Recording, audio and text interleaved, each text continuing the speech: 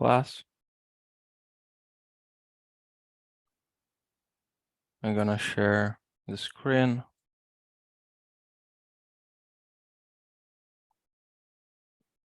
Can you see the PowerPoint now? Yeah.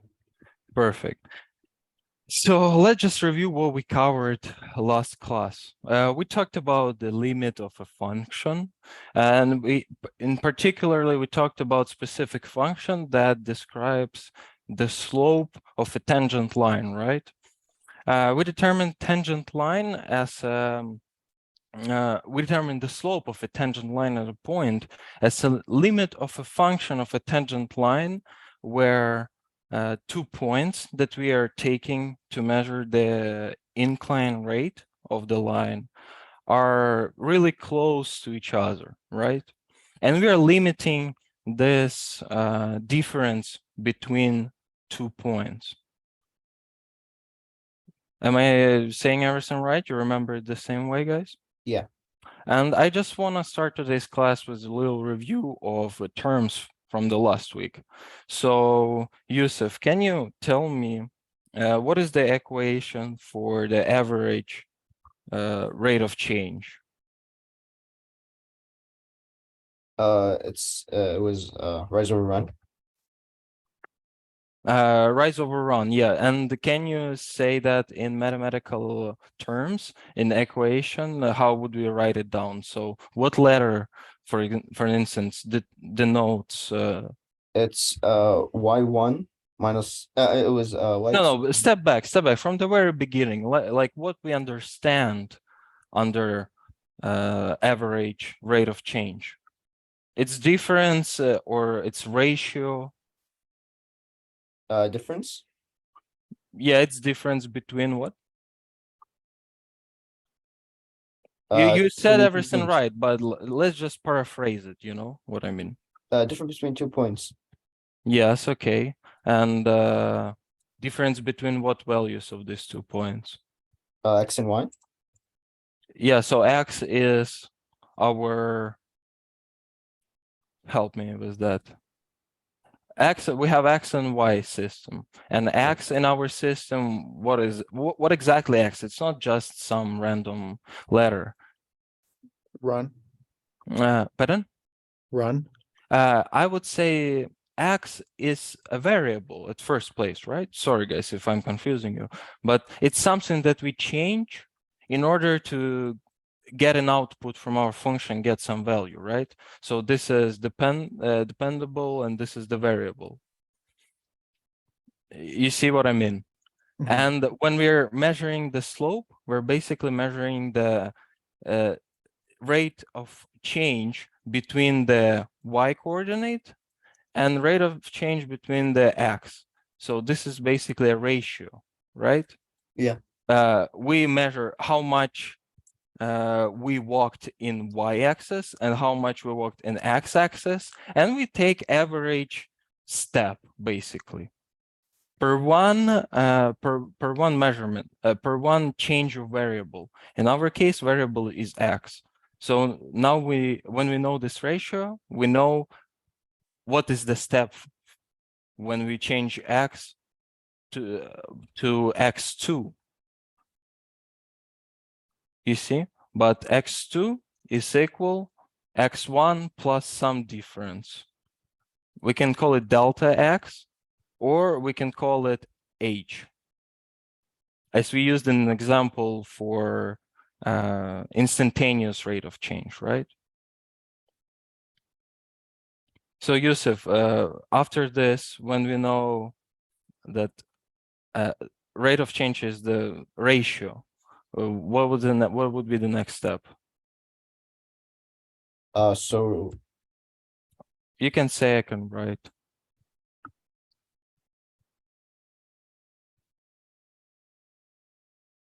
I'm not sure. Would it be y2 then subtract y1? Because you want to find your delta y.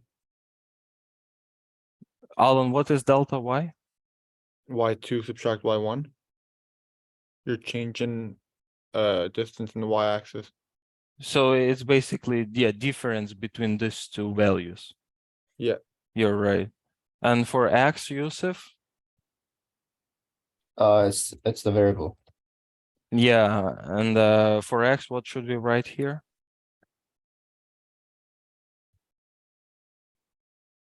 Sorry, repeat that again. Yeah, what should we write here to finish the equation? We should write x2 minus x1. Yeah, great. And that would be our average rate of change, right? Mhm. When we take two different points. But what is instantaneous rate of change? Alan, can you tell me? What it's the change at the slope at a specific point. Yeah, but how do we determine this? Like we are not actually taking point, right? We're still taking 2 points. Yeah, so we're gonna take. We want to take it's gonna be the same formula, but you would take the point at which the tangent line intersects with the graph and a point in the limit of the graph on the tangent line. Yeah, so what can you say me how should I write it down? Okay, so you're gonna write. Do you want to write just the equation or the graph too? Equation, just the equation for the limit of the function. Okay. Well, would it be the same as the average rate of change? Yes, it's basically the same function, but to one we are applying the limit, right? Limit operation. It's the same. Is it like y2 subtract y1 over x2 subtract x1, but just different terms? So look, we're gonna say when you're writing it in the line to solve the equation for the instantaneous rate of Okay. change. It's is it f bracket x subtract h or x plus h bracket then subtract f? Oh, yeah, something like that. But we should start it with writing a limit, right? Yeah. We would write a limit and notations. What are we limiting to what? Delta y and delta x. But we're limiting difference. Remember when we have a slope, can you see it? Yeah. We have a slope and we have 2 points, P and Q. Yeah. If we just take these 2 points and we draw a line between them, we would get an average rate of change in this between these 2 points in this interval. In this interval, we have some value x1 and value x2. And we have also difference between these 2 values. We can call it h. Yeah. So for Yusuf, first formula is for what a case? The first formula is for when there's like 2 points Yes. and like just to find the difference between them. Find how basically you said about physical interpretation. When you have some graph about the distance that you pass, Yeah. and time that you spend to cover the distance, and if you find this difference, for example, y would be s, difference of a distance. For example, you covered 500 meters here and 1,000 here. So it means that you passed 500 meters over some period of time. You see what I mean? And the period of time is the variable in this case. So basically, and rate of change is the speed of your point traveling over this graph. So okay. your average speed, how your x was changing, how your y value was changing with x. You know what I mean? Because when you move x, y would also move along the graph somewhere. And we're going to have another point Q here. It will be Q1. We're going to have another point here. You see what I mean? Yeah. So in this case, when we don't have any limit, it means that we are taking an average rate of change between two points. But when we implement limit in there, and we're limiting our age, that is here, the age traveling to 0. Remember, we said that we're trying to, so the tangent line at a point equal to instantaneous rate of change when we limit the difference between these 2 points to super small value. When we're trying to bring these points as close as possible, remember? If we move this point Q along the curve of the line and move it basically here to the point P, if we move this point Q here somewhere relatively close to P, and we calculate the slope of a tangent line at this point, we can say that we are measuring the slope of a line at specific point. Because in this case, difference between x1 and x2 is this h, you see? So x1, x2 would be equal x1 plus h, this difference. But we are limiting this h to 0, almost equal to 0. A limit means traveling to this point, but never reaching this point. Imagine if you have the barrier like this, and you have value on this barrier, like 1, and we're trying to come to this value from left or from right. You see? From right side, we're going to have positive values, like 2, 3, and from here, we're going to have 0, -1, -2. And we are approaching this value of 1. You see? Yeah. But in this case, we're approaching value of 0. So this line is offsetted to the left. And we are approaching 0 from both sides. And that's why h is not equal to 0, but it's close to 0. And what would be the function for instantaneous rate of change in this case? If now we know that difference between x1 and x2 is equals to h, and we want to implement the formula for average rate of change, for instantaneous rate of change. Yusuf. Yeah. Can you tell me what to write down here? So here.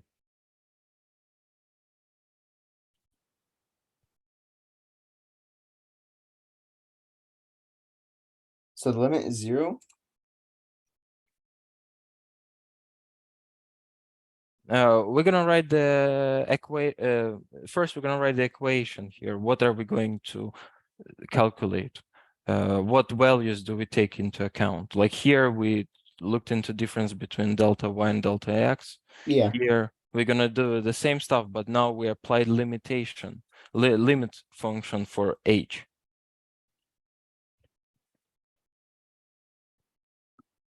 And do you understand what h is? Yeah. Can you tell me? It's the distance from here and there. Yeah, From different. x1 to x2, right? Yeah. So difference between 2 points that we choose. Yeah. P and Q. So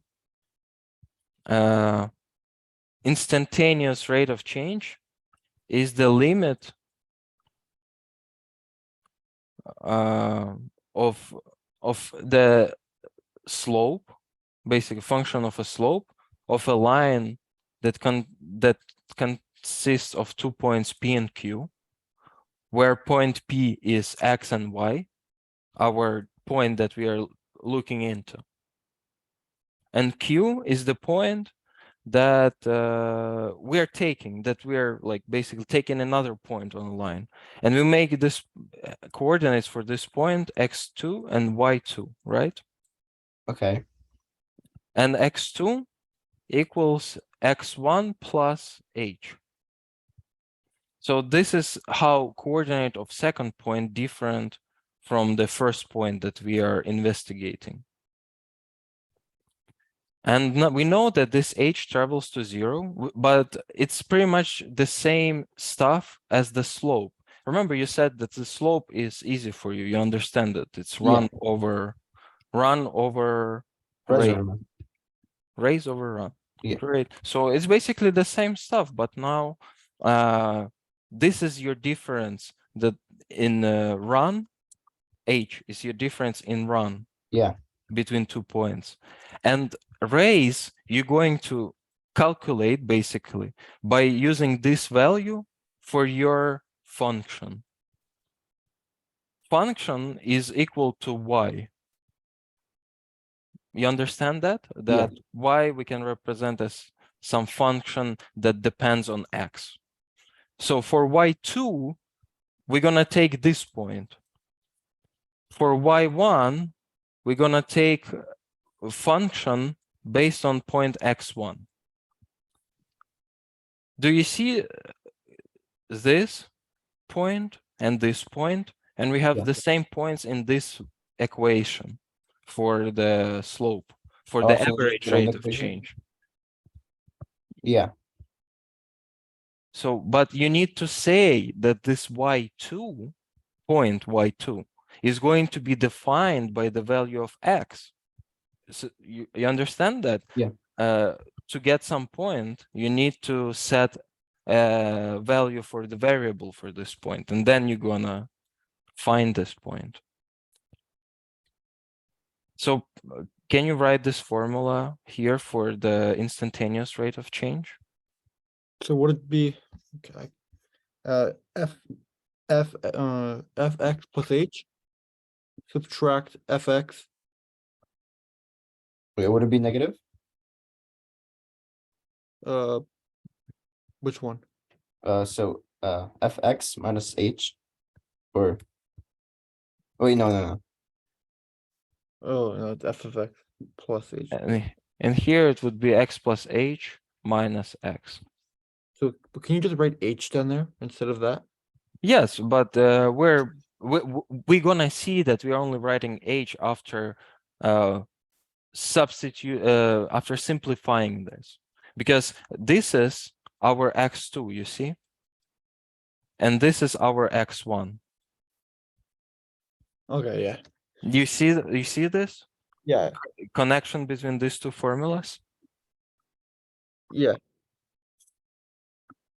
I just remember writing it as over So, eight. but this is missing something. We didn't write something here that to finish this formula. H equals 0 or h is 0. Not equals, but travels to 0. Remember that. It's not equal to 0, but close to 0. This is another interesting thing, because we're gonna use this property in the definition of a limit. So this is what we covered in last class. We covered instantaneous rate of change, right? And we covered average rate of change. Yusuf, can you identify between these two formulas which one describes what type of change? The first one. So m equals delta y over delta x, and identifies the rate of change. Average rate of change. Average rate of change, yeah. Yeah, and this one is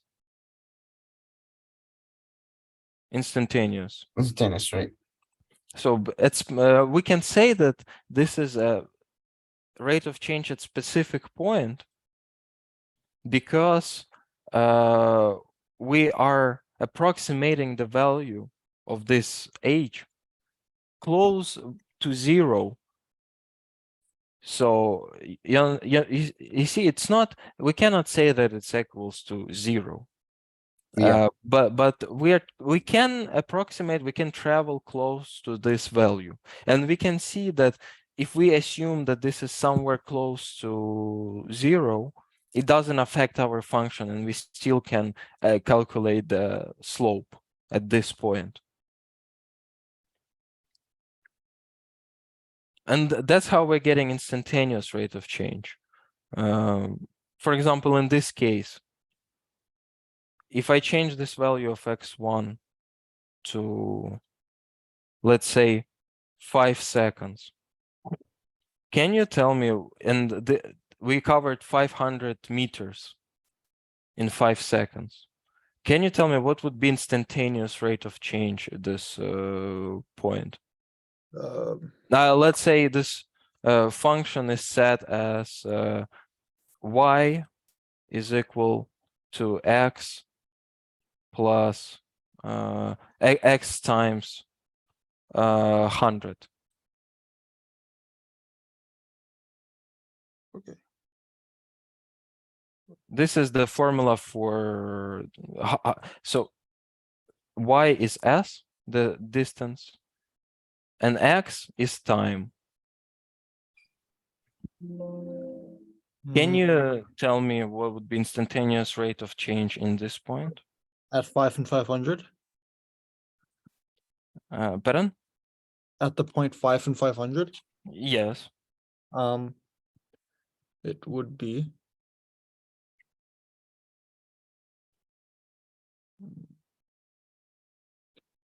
so you're is 5.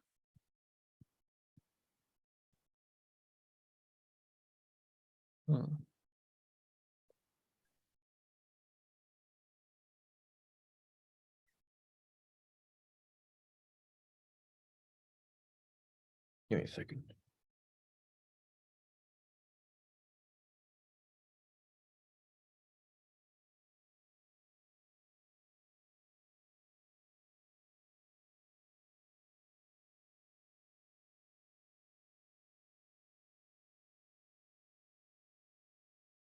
Take your time. Yusuf, have you got any idea how to do it? No, I'm not sure. So you need to find the instantaneous rate of change, right? Do you Yeah, know the formula for the average rate of change?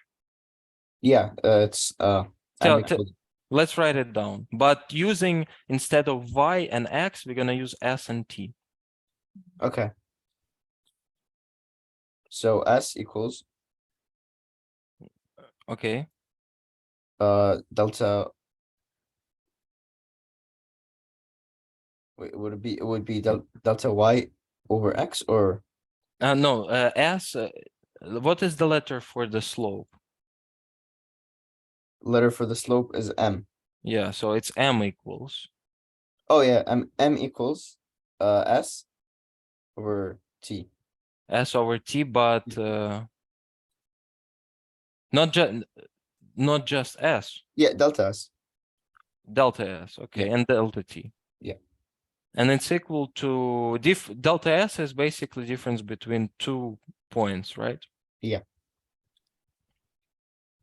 Can you say me what would be the difference in this case? Uh, So we know that in 0.5 seconds, s is equals to 500. What are we gonna write here? We're gonna write difference between second and first point, right? yeah. And time the same. But what would be the difference if we really write it down, what we know? S2 is defined as function that depends on our variable plus some little h, right? Yeah. This is S2. So imagine you already have everything. You see, you just need to fill Yeah. up the values here in this formula. I don't like s equals t plus 100 or times 100. Plus. Times 100. Oh. Sorry. But what does that mean? It means that distance that we cover Yeah. is determined by formula time times 100. It means that at moment in time 1 second, we're gonna cover 100 meters. In 0.2 seconds, we're gonna cover 200 meters. Okay, Because if you okay. take value of t equals 2, you're gonna get 2 times 100, Okay, 200. so we could use 500 subtract 200 is No, and wait. then- You're gonna get the average rate of change, but I'm looking for instantaneous. then is that the right formula? That's not the right formula then. Okay, so what are we missing? Well, actually, no, S2 is X plus H. So what if we do F? No, we're missing something in the first place. Limit of Better? the limit Yes. And what are we limiting? on H equals 0, or H is towards 0. Yes. So where is this H hiding here? Where is it hiding? In which term? S2. In S2? And Yeah. how we can get this H out? So basically it's going to be written in this line. How we can write this H here in this line if we continue this equation? F bracket 500 plus H. Sorry, F bracket okay. 500 plus H, Why 500? because that's point S2 on the graph. But we're taking value of t, not the s. Oh, okay, 5. Sorry. So it should be 5 plus h. And then bracket subtract F. Doesn't matter which point we use. Can we use 2? No, we are this is the first point. This is y1. This is very important. And this is y2. This is the second point. Use we And can't- which point we agreed on using as y1? This is the point P. Point P has coordinates x1 and one? y1. I don't know which one we agreed on. Pardon? Which one did we agree on? Sorry, can you repeat, please? Which point did we agree on? 5 seconds. We are looking for instantaneous rate of change at point of 5 F- seconds. Is it F5? Yeah, Okay, subtract because you see, that's why we wrote 5 here at first place. Yeah. subtract 5 plus H, subtract 5. Yeah. Okay. And next step, how do we transform this into a number? You would What is this 5 plus h? What is it stands for? that's your S2. No, that's variable. Yeah. Okay. That's variable for S2. You were right, basically. That's x at point, that's x2, you understand? Mhm. This is x1, and this is x2 with the shift, with this relatively small shift. We wouldn't let H equal 0 now though, right? It would be later. So this one we have to, Yeah, right now we just simplify it at values in here, numbers. this one we're gonna simplify. So what So let's write a number first here for function. what number can we use? What is our function? 500. No, our function is t times 100. Our variable times Oh, 100. that's our equation? Yes. Oh, okay, I didn't know. Sorry if Okay, so then it would be, we plug that into, so it would be S equals 5 plus H times 100. pardon? Wait, no, that's not right. So Can you tell me what is our function for x? Oh, for t, sorry, for t, because our variable is t in this case. How our function defined by t? If our function is s, I don't understand the question. so how do you calculate distance that we cover after every second? T times 100? Yes, and t times 100 is our equation, basically. So we need to plug it. Our that's- it's part of our equation. It's right-hand side part of our equation. And on the left-hand side, we have s. This is our dependent variable. So we have to plug And the equation back in. so to find the value of a function at point x1, at point P, you see, just follow my lead. In point P, we're taking value of x1, we are sticking this value into the function, Yeah. and calculating value for y in this case. So we know that our variable x, in this case, it's time, something that changes. And time at this point equals 5 seconds. It means that 5 seconds passed since the countdown started. You see what I mean? Yeah. It's just I'm Yeah. getting mixed up because I'm normally used to seeing X and Y. So just T and S. It's because in this case it's distance and time, and Okay, in this case it's y and x. It's a physical interpretation of math. so it would be 5 plus H times 100. And then subtract 5 times 100. 5 plus h times 100 and subtract 500, yeah, over h. and then it'd be 500 plus 100t, subtract 500 equals, So it would be basically 100 h divided by h. and then h equals 0. But we Yeah. can substitute it in this case. Yeah. So then We can simplify it by dividing common factors for denominator and denominator. so You it's understand? Yeah. And so we can say that our instantaneous rate of change in this point is equal. 100. Exactly.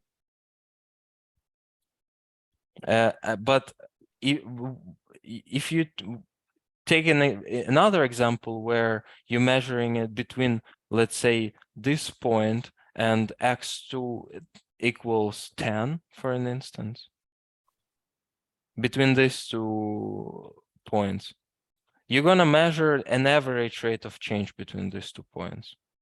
If you take value x equals 5 and x2 equals 10. In this case, you took these values very close to each other because you limited h to 0. And that's why this is instantaneous rate of change at point.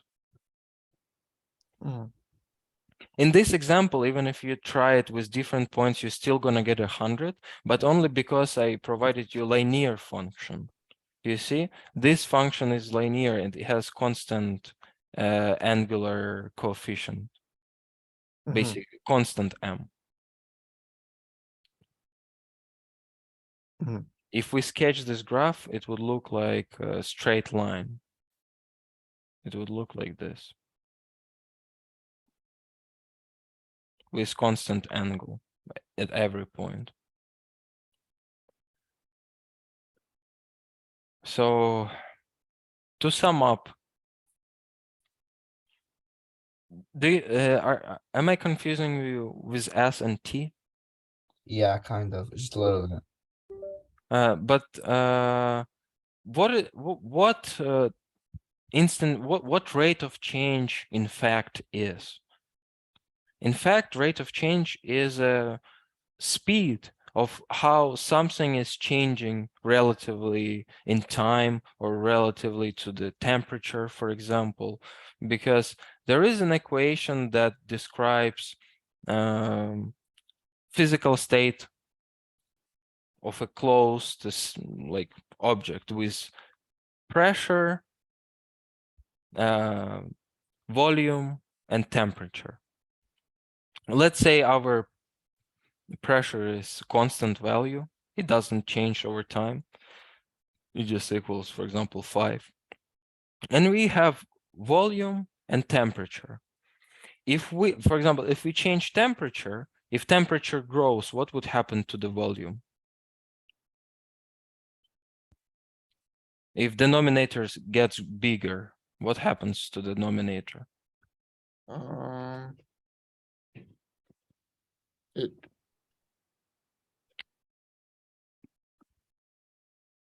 I don't know this one. It would increase too, right? No, you know, if you divide 2 by 5, what you get? 0.2. If you divide 2 by 10, what you get? Actually, if you divide 2 by 5, it's 0.4, I think, actually. 0.4. And if you divide it by 10, what you get? 0.2. If you divide it by 100, you get 0.02. Yeah. You're getting smaller value if you increase the denominator. Mhm. That's what I mean. So if you increase the temperature, the volume would decrease. Mhm. Because this this ratio should be saved over time. For example, this is just example. I'm trying to explain you something here that here we're gonna measure the speed of change of the volume over temperature. You see, here we're gonna change, in this example, we're gonna change temperature and affect volume. Do you understand what I mean? Yeah. We have volume and we have temperature, and we change volume by using temperature. We change temperature, we say temperature goes higher.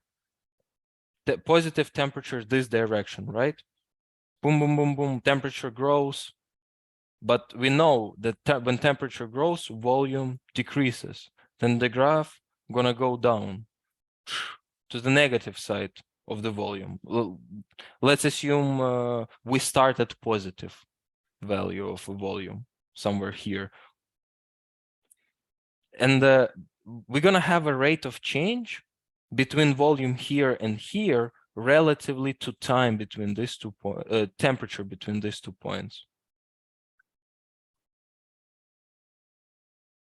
This is exactly the same as difference between these 2 points in coordinates x and y. But in this case, y stands for volume and x stays for temperature. And when we're talking about distance and time, that's exactly the same.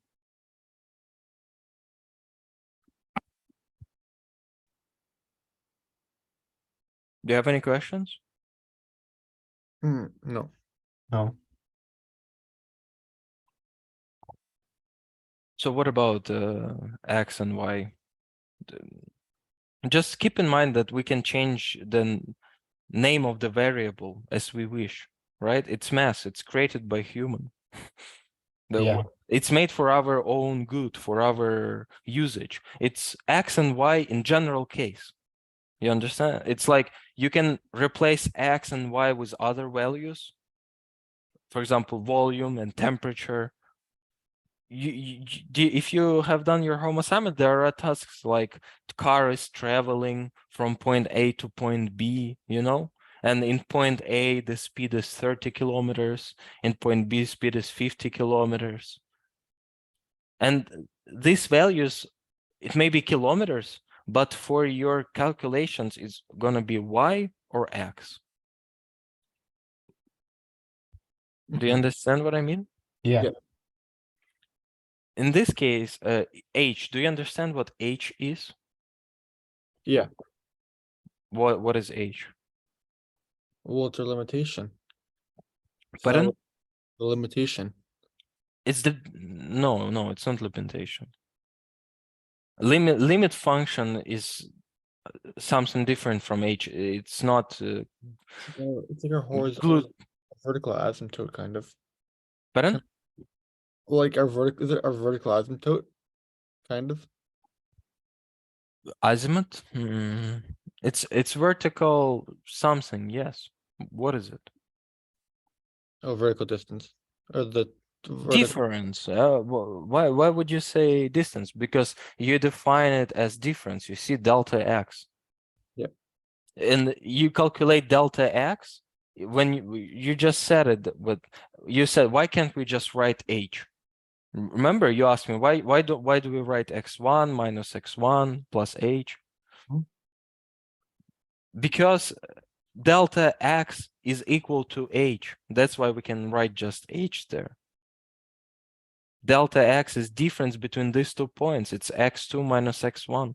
You don't have to write the x2 plus h subtract x. You could just write h, and it's the same thing. Only if you know this difference. For Mhm. this case, we know it because we set this difference. We set this difference h. Mhm. In this application, you're measuring the slope. Remember, this is formula for the slope, for the rate of change, right? Mhm. This is the formula because here you can put h, but this is just an example how we implement limit function. You understand? Because here we are limiting this h to some value, but we as well can limit value of x itself. And that's what we're going to cover today. Please take notes while today's class, okay? Write down what we're gonna discuss today. And when we're gonna solve something, I'm gonna solve it on the board, and you're supposed to write it on your paper, okay? Perfect. So let's move on to the outcomes of this class. We're gonna talk about limit of a function. So you're gonna understand that limit, it's not something abstract, it's basically operation with our function. Limit of a function, we're gonna write it like this: limit of some function when we're limiting this value of x. You see? Basically, we're applying this limit operation to this given function. As we before we had this function, we used it. We know this: if f x times f x, it's going to be polynomial, right? Polynomial function. Yeah. Many x's. And we can apply this limit to these functions basically. We're going to define the limit. What is the limit basically? We're going to identify properties of a limit function, because we can't just say, here's the limit, we're going to use it. We need to describe it. We need to talk about specifications. We need to talk what is specific about this limit, because limit, as we're going to see it in further, doesn't work all the time. Sometimes we have some functions that may not have a limit at specific point.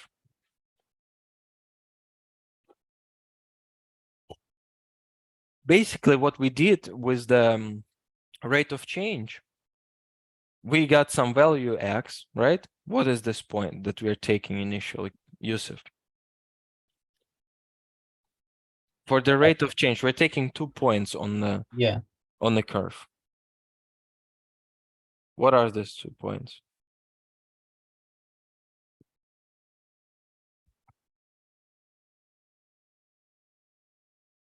The X and the Y. Yeah, it's P and Q. Okay. So we take these 2 points, P and Q, and they have their coordinates, right? Yeah. X1, Y1, and X2, Y1. Oh, Y2. And what we were doing here, by affecting H, we said that this H is incredibly small, right? Between these 2 points. P and Q just mean delta X and delta Y, right? Pardon? P and Q just mean delta X and delta Y, right? P and Q is the points. P and Q, if we write P and Q, it means line between these 2 points. Okay. P and Q, it's just like A, B, C, D. Okay. But each of these points on a discrete surface gonna have coordinates. So 0.1, 0.2? Yeah, it's 0.1, 0.2. Okay. So, and what we're doing here, we are limiting of the, and we have function, right? Delta y divided by delta x, and that's going to be our slope. And what we did here, basically, delta x, it's a difference between 2 axes, right? And this is the solid formula. This is the equation that we're using. And we said that x that we use in this formula, basically, what is x2? X2 is x1 plus some delta x or just h. Mhm. And y2 is some value that determined by this x. Mhm. And we basically limited the value of this x in this function. We said that x is going to take value close to the second point, to this x1, in both cases. In one case, it's x1 because it's first point. And for a second point that we need to define, because x1, we already have it, and x2, we need to find it. And you understand what I mean? Yeah. Because we need to choose the second point between which we are measuring the rate of change. And we are defining this point like first point plus some small change. And what we did here, we limited value of x close to this x1 somewhere from this region to one side, while we were making this h extremely small. Any questions? Nope. I mean, I just want you to realize that limit has the it's not coming from this h. Limit is just an operation that we're doing. We are limiting some value, right? Yeah. Here, for an instance, we had x1 and these values, we already had them. They were not unknown to us, right? They were given to us because we know this point. We know that it's on the line, it's in the domain, it's on the curve. We already know these values. We just didn't know this h, this difference between them. So we limited this h to 0. We said that h is somewhere close to 0. If this was a 0 on the line, h would be somewhere around this 0. So, and you're going to see that sometimes when you're coming to the point from one side, you have some value. You still have some values. You're coming, you're approaching. You still can measure something. And then specifically at this point, boom, just nothing, no value. It's either infinity in this point or just there could be other cases of specific cases that we're going to look into today's class. So that's why we need to define properties of a limit. When limit is possible, when limit is not possible, how do we work with the limit? Because in our case, with this function, it's all clear. We can come to our point from both directions. And we know that value exists from both sides, right? Here, what, for example, in the slope, instantaneous rate of change in the point, we can see that there are values from the right and from the left. Am I right? Yeah. There, you understand what I'm talking about? Yeah. So we can approach this point from both sides. What if our graph looks like this? And we are approaching this point. Do we have values from both sides of this point? No. Like what's happening with the graph? I guess has a limit. It kind of No, well, basically, what's happening? What happened with this line? Why one piece here, the other one here? restriction. Maybe. Or function just not defined for this range. Basically, what we can see here, line kind of broke into two parts. Mhm. And you had those examples. Remember, you've been looking at a function like this. And for example, for values of x greater than 0, function had a specific representation. For example, x less than 0, function has another view, right? Mhm. And there could be another value for x equals 0. Can you recall doing something like that? Yep. Yeah. So we're gonna look into all types of these breaks and jumps into graphs today. So, would you like to make a little break? Sorry if the introduction was kind of rough. Would you like a little break? Or let's continue. Fine with anything. So, yeah, let's continue. And whenever you feel tired, let's just make a little break, okay? Okay. So just to let you know, we have certain schedule and we're into pace. This course have 12 hours for this chapter. And today we're basically covering the last part of this chapter. So we can dedicate more time into coming back, looking into what we already covered, and I can explain it to you again. So don't worry, okay, guys? This is the last section. This is last two sections, or 3 sections of this chapter in Oh. today's class.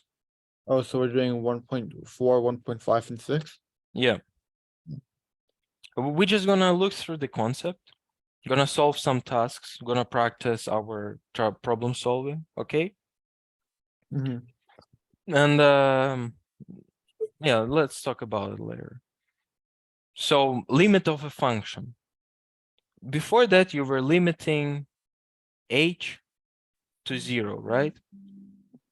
But the notation of a limit can be used in other ways as well. For example, notation limit f(x), when x travels to a equals L, can be read as limit of a function dependent on variable x as x approaches a equal to L. Understand so far? Yeah. So it means that the value of x can be set to be equal to L at certain approximation. So we can say that when x is traveling to a, function from x is traveling to value L, basically.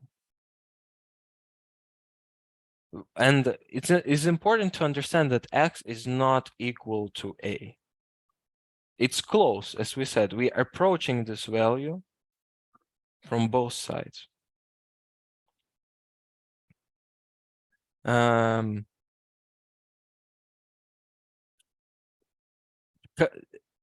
from the thinking about the limit as a approaching value, what would be approaching value for 1? Can you give me an example from the right? Yusuf. Yeah. When we are coming, imagine we are the man. We are here on the line. Okay. And we're walking towards 1. What we're gonna see on our path? Like straight line? No. We're walking. Imagine if only thing we can see in this dimension is the numbers 1, 2, 3, 4. Then when we're traveling to 1, what values do we see on our path? Like 3, 2, and 1. Yes. What if we can see decimal places?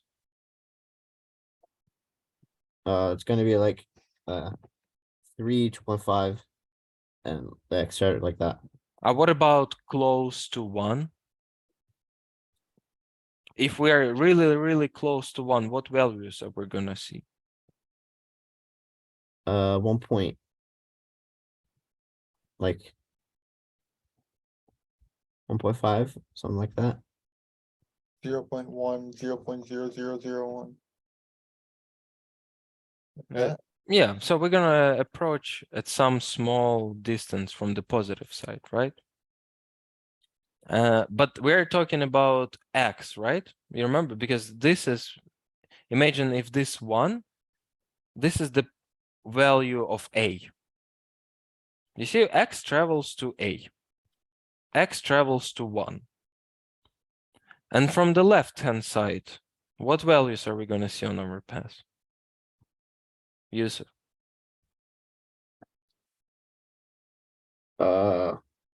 What's the question again? What values are we gonna see from the left-hand side? Negative.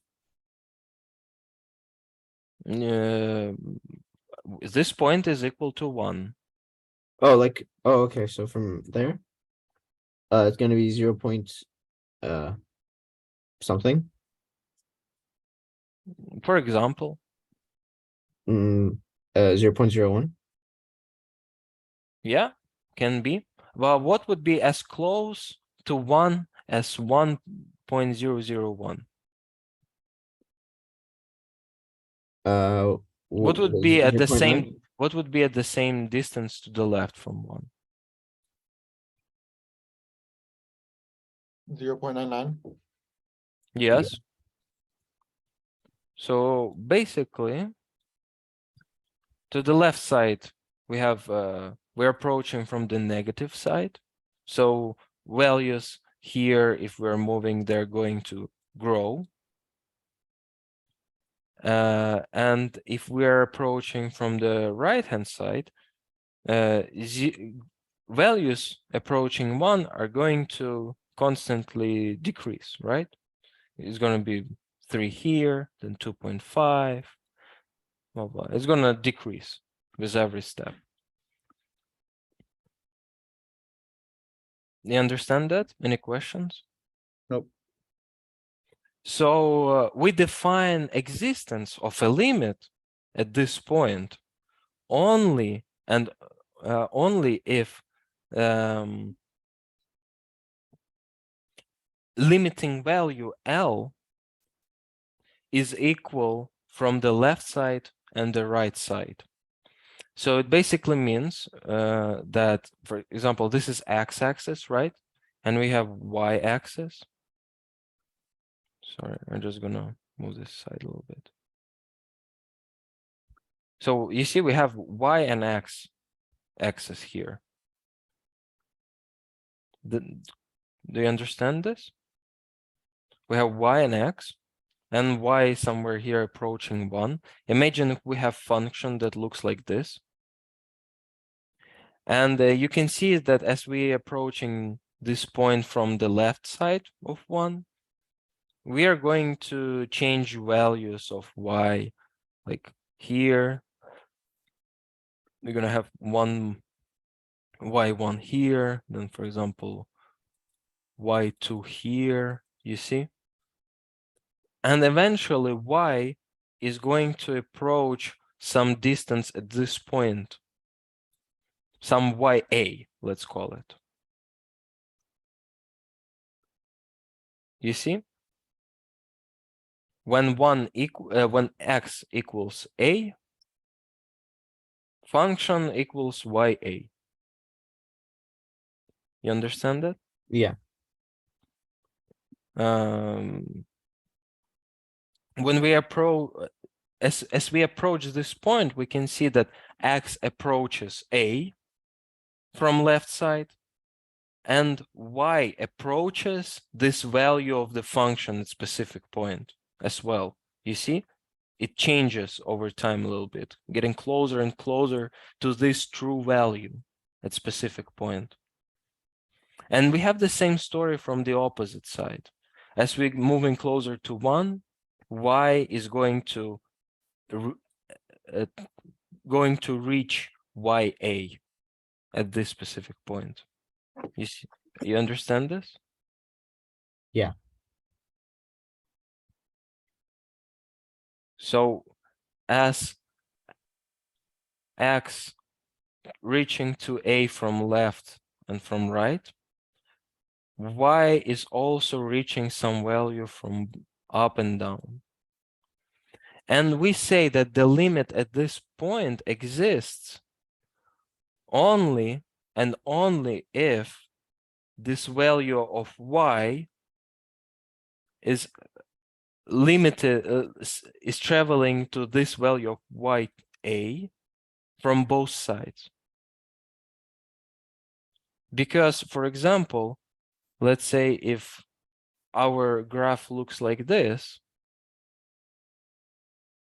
and it looks like this here, if we come from left side, what value would be of the function at this point? Yusuf. It would be If we're approaching from the left-hand side. yeah. It would be 0.99. No, that's value. Yeah, we're gonna go through these values of x. Yeah. 0.99 would be somewhere here before this point. But eventually, we're gonna come to some value, right? As we're getting closer to value of a. As x travels to a, y Yeah. travels to ya, right?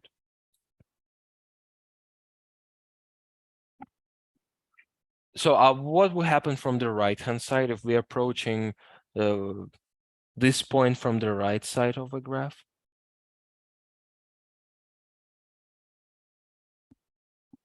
Yes. Not Before sure. that, we had continuous graph, right? Yeah. And in this case, you see, it breaks, continues here. This is going to be the next value of y, and it goes something in another manner.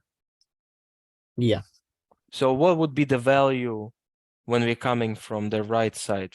When when axes that we are going through are 1.001, 002 to the right hand side from 1.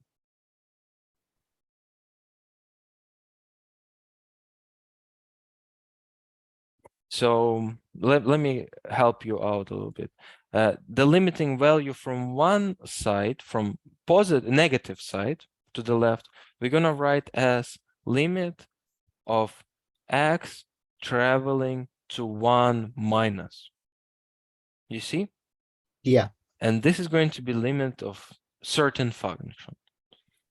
And if we're traveling from the right side, it's going to be limit x traveling to 1 plus fx. And both of these equation have certain values of L, right? Look here, the definition of a limit.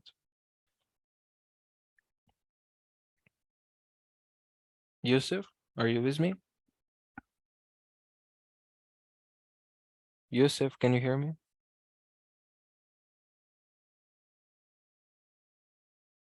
Alan? Yep. Yusuf disconnected. So Alan, do you understand this? I mean, what does L stand for? L, it stands for value of a function at a point x as x travels to A. So as x travels to A, value of the function is approaching this L. So basically, sorry, this YA would be L. This is our L. You see?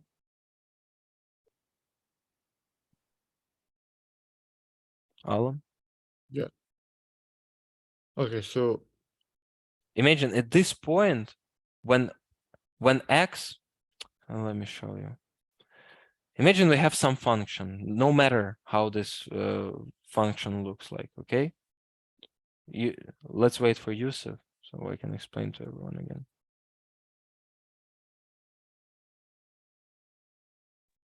Hello. Hello, Yusuf. Sorry, my Wi-Fi went out. No worries. So let me talk through this material again.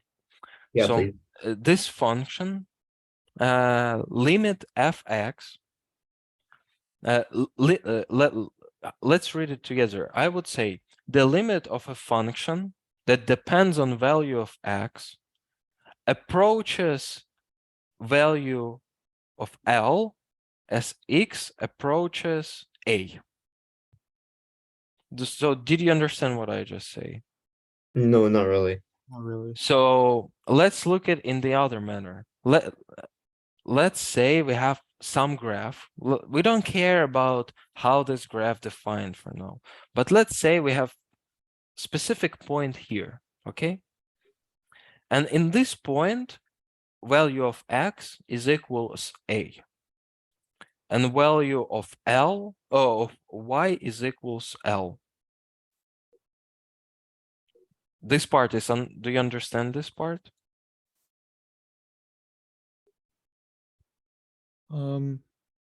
So A, Is the value of x at this point? okay, and then L is the value of Y. Yes. And you want to find the point to the left and right.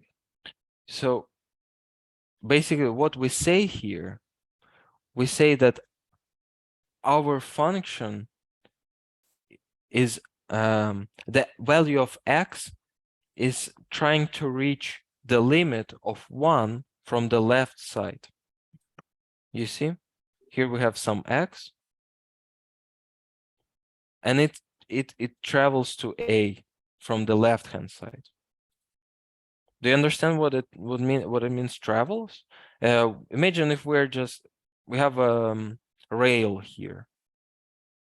You see, we have a rail here, and value of x is attached to this rail, and we move this value of x closer to A. Yeah. Do you understand? Do you understand that? And Yes. we slide x from the left side to the A. But we also can slide the value of x from the right side.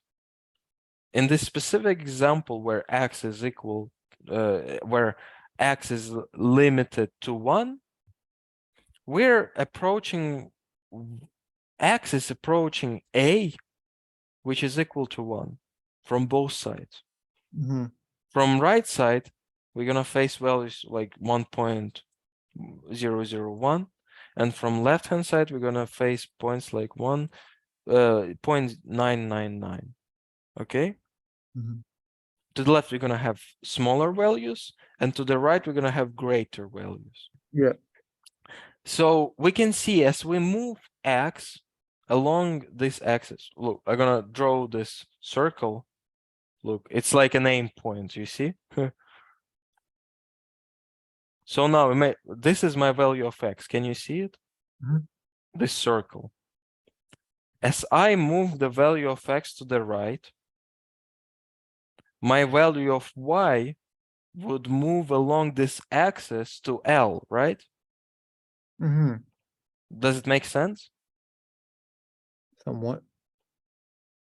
From this side and from this side. So I gotta make another aim.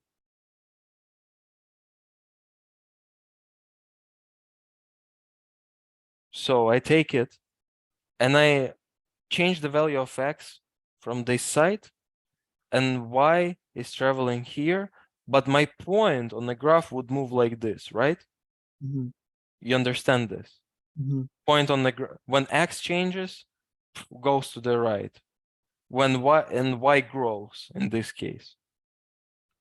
And we start to reach this value of a function at this point, you see, L. We begin to approach L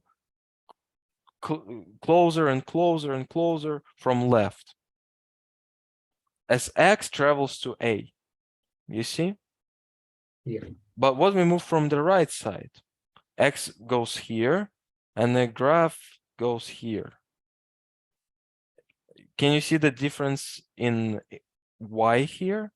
It goes downwards between here to here. Mm-hmm. Ooh, look, I can do like this. Crazy, crazy software. Yeah. So guys, do you have any questions so far? Did you understand the concept, how what limit is? Yeah, Yeah. I did. So Yusuf, can you tell me what limit is? It's just limiting the graph so it doesn't go over it. Like just to help shape the graph. Mm, s- mm, shape the graph. So you mean we are going to use this technique to plot the graph? Yeah. No, Just to help with not graph really, because plotting. previously we used limit to evaluate some value at a point, right? We didn't use it to create this line.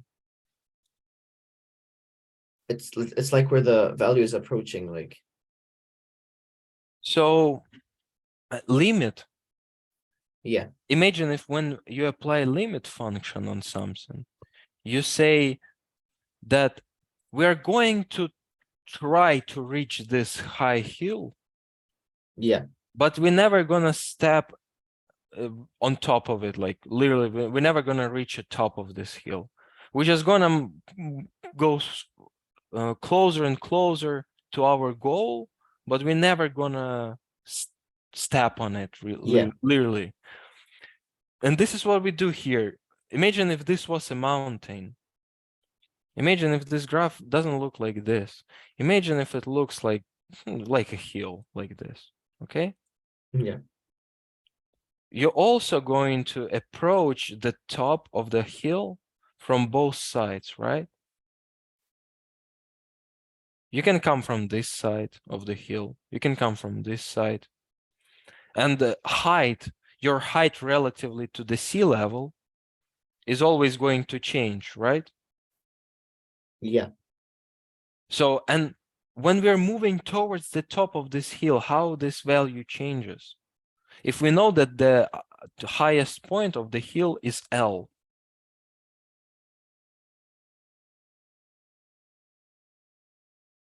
how the height is going to change? Tell me. Well, well, if A is not, if A is 0.5, then the height's gonna be the half of L. Pardon? If the X is 0.5, the height's not gonna be L, it's gonna be 1/2 of L. It all depends where you have your Yeah, at. but what you see here if you take 0.75, you're gonna get closer to L, right? Yeah, quarter of the.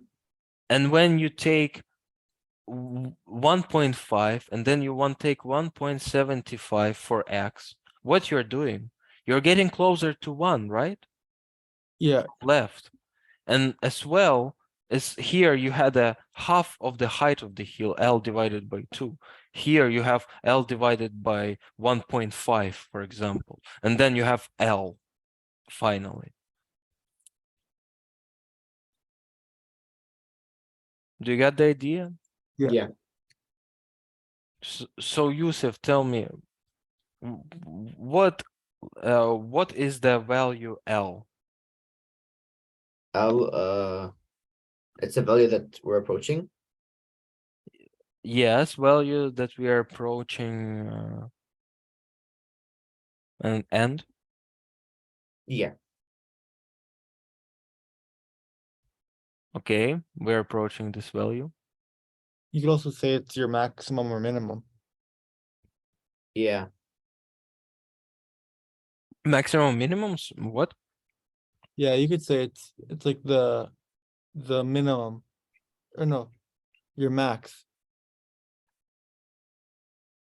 Because the graph looks like a quadratic, so you know that would be your maximum point. In this case, yes. Yeah. But we're talking about L. I could pick this L wherever I want on this point. I just pick you an example on top of the hill because it's easy to imagine, because its hill is same to the both sides, right? But we can take this point not necessarily on the top of the hill. We can take this point on as well on the one side of the hill, right? Yeah. And we're also going to approach this value from both sides. For example, here is going to be L divided by 2. But on the opposite side, here is going to be a value L times 2. Yeah. But as X changes from the right-hand side to the A, the value, the L is going to decrease, right? Until L is going to equal L, basically. Sorry for twisting it up like this, but this is what it is. If we say L is a height, so what you can see here, as we approach from the right-hand side, we're going to approach the same value of L as we approach from the left-hand side. Makes sense? Yeah. And that's when these two functions, when limit of x traveling to 1 minus, like index on the right-hand side top corner, it's 1 minus. It means that we're approaching from which side of a graph? The left. Yeah, from the left side, because it's negative direction. And plus is from the right. So we need this value of L be equal from left side and right side of a function for the limit of a function to exist. Can we take a Any, mini?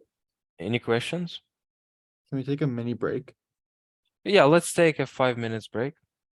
Mhm. Okay, 5 minutes enough? Yeah. Or 10? It doesn't really matter to me. Whatever you want. Let's make a 10 minutes break, guys. You know what I see? We still have some time for this course, so let's just make a little break now. And I want you to ask me at least 3 questions, okay? At least 3 questions when we come back. Okay. Thank you, guys. See you soon.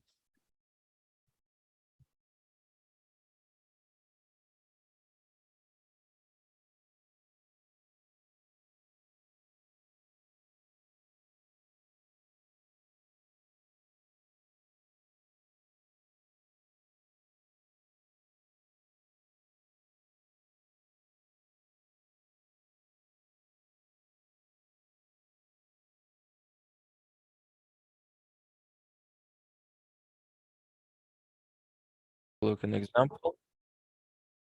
We're gonna solve one example together here. Can you see it on the screen? Yep. I'm gonna maximize it.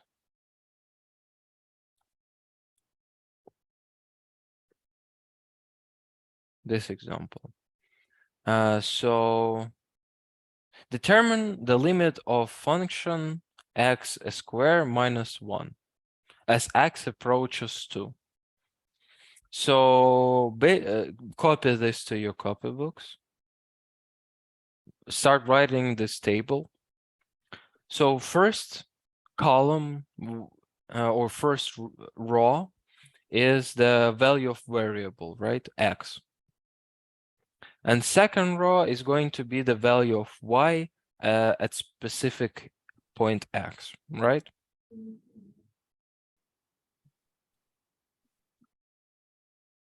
And let's take a look what values our function takes as we're approaching 2.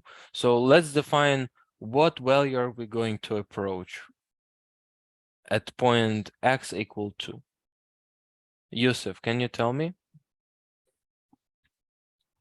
For which one? So what would be the limit? I'm writing it right here. When x travels to 2 of a function x squared minus 1. What value is this function going to reach? What is L equal to?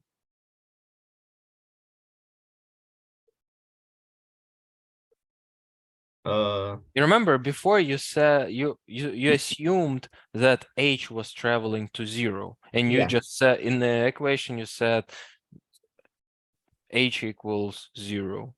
Yeah. So when it was x plus h, you said it was equals to h. And in this case, you say that x traveling to 2.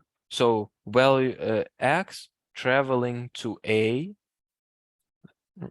making a link with the theory that we just covered, right? Basically, what 2 is equal to a. There's some values that x travels to. So what value would this function take as x travels to 2?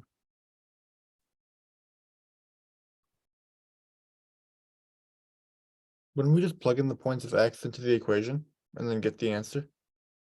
Yes, that's exactly what you're doing. But what are we trying to reach? What Uh, value would 2. be at point 2? 2 is our limit, so we want the points around 2. And 2 would just equal, oh, 2 would equal 3. So that means our, So look at the table. In table, you have values for 2 as well. X equal 2. yeah, 2 would equal to 3. Okay. So that means if you draw the graph, let me see. No, keep checking the points, Yusuf. Yeah. Can you tell me what values would this function take as x equals to 1.999? Yeah. 1 second. You can use your calculator. 2.9601. 2.96. Let's round it out to tens places, okay? 2.96. Those are tens, yeah, 2.96. Okay, 2.96. And the other values, fill up this table. Yeah. 2.61, While I'm going to plot this graph for us. 1.1, 1.25.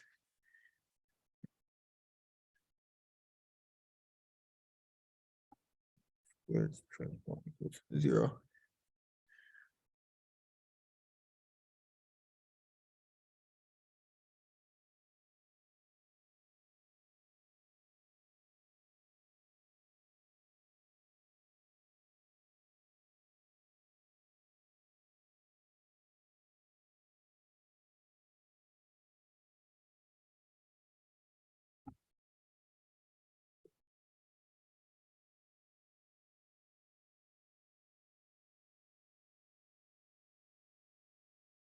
Yusuf, do you have an answer? I'm doing it, 1 second. Okay, sure. Okay, I got them. You got all the values? Yeah. Let's wait for Yusuf, and we're gonna compare them.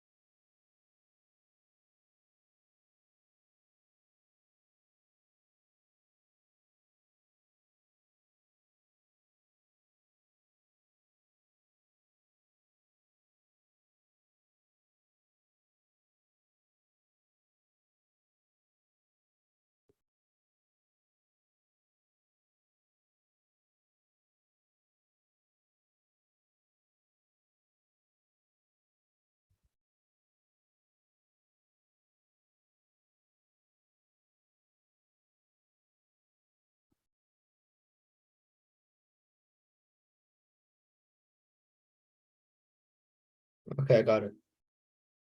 Okay, let's compare them. So, Yusuf, tell me values to the right side from 2. The right side. Yeah. So 3 is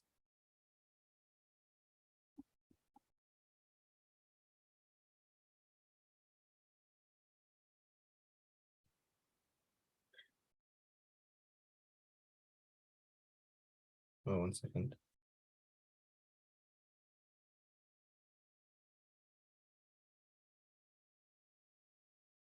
Eight.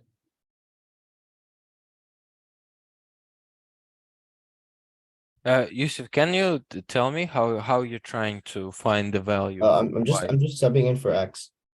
Just putting it for X. Yeah, in what function? The function that you put in. So like the first one, like for 1, I got 0.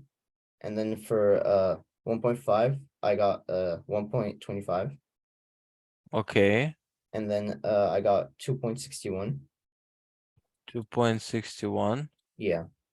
And then 3.004001 for this one. For 1.99, Yeah. you got how much? 3.004001. I believe you're mistaking somewhere. I think you forgot to subtract by 1. Yes, maybe. Because it can be let me double check it with my calculator. Okay. 2.9. 601. So 1.99 a square, right?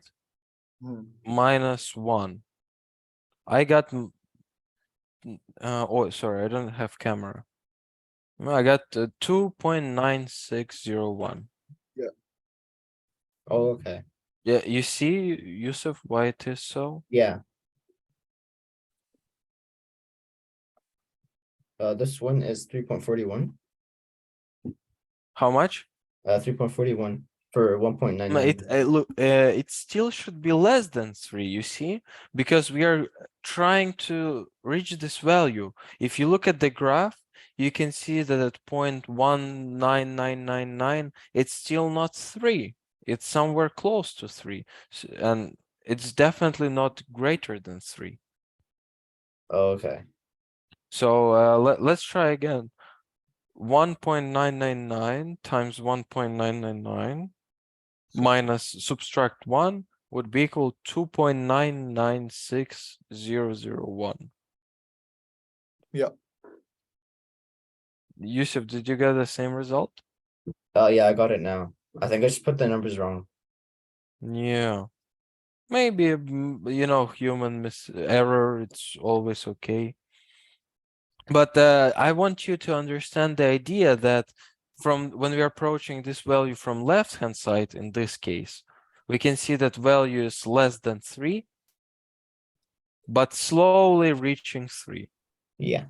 And to the right-hand side, it seems like we're going to have values greater than 3 from the right-hand side, but approaching 3, slowly and steady.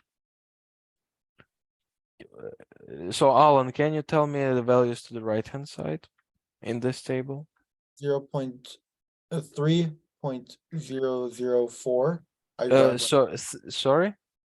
I rounded it. I got 3.004, Okay, and then I have 3.41, 3.41. and then I have 5.25, and then 8. 5.25. Wait. Uh, No, I missed a number. I forgot to put the 0. You erase the 5.25. and That one, I forgot to put it on my paper. It's a 3.04. here should be 341. That should be 3.04. 01. 3.0401. Yeah. And then it'd be 5.25, and then 8. 6.25. 5.25. Yeah, I mean subtract 1.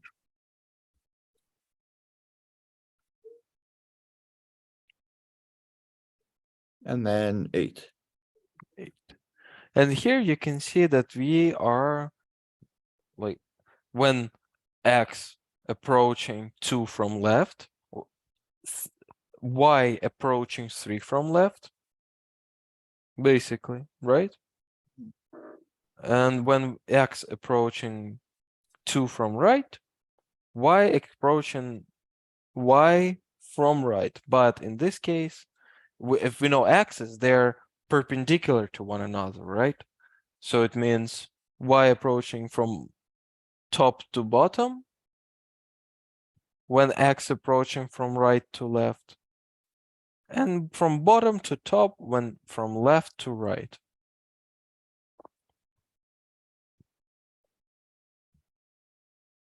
Yep. Any questions? Nope. So question B, as Yusuf, as x approaches 2 from the left, starting at x equal 1, what is the approximate value of y?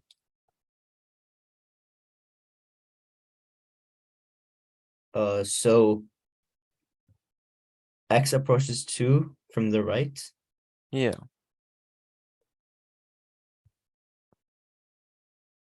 From the left, sorry. Oh, from the left. Yeah. What is the approximate value of y? So it's not single answer. It's not just one Yeah. answer. It's some values. Oh, I'm not sure. Look at the table. It's gonna give you the answer.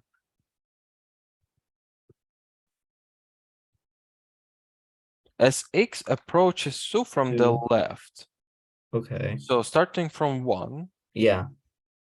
So it'll be 0, 1.25. Yeah. When there would it's not single answer. Just keep in mind that we have certain step, right?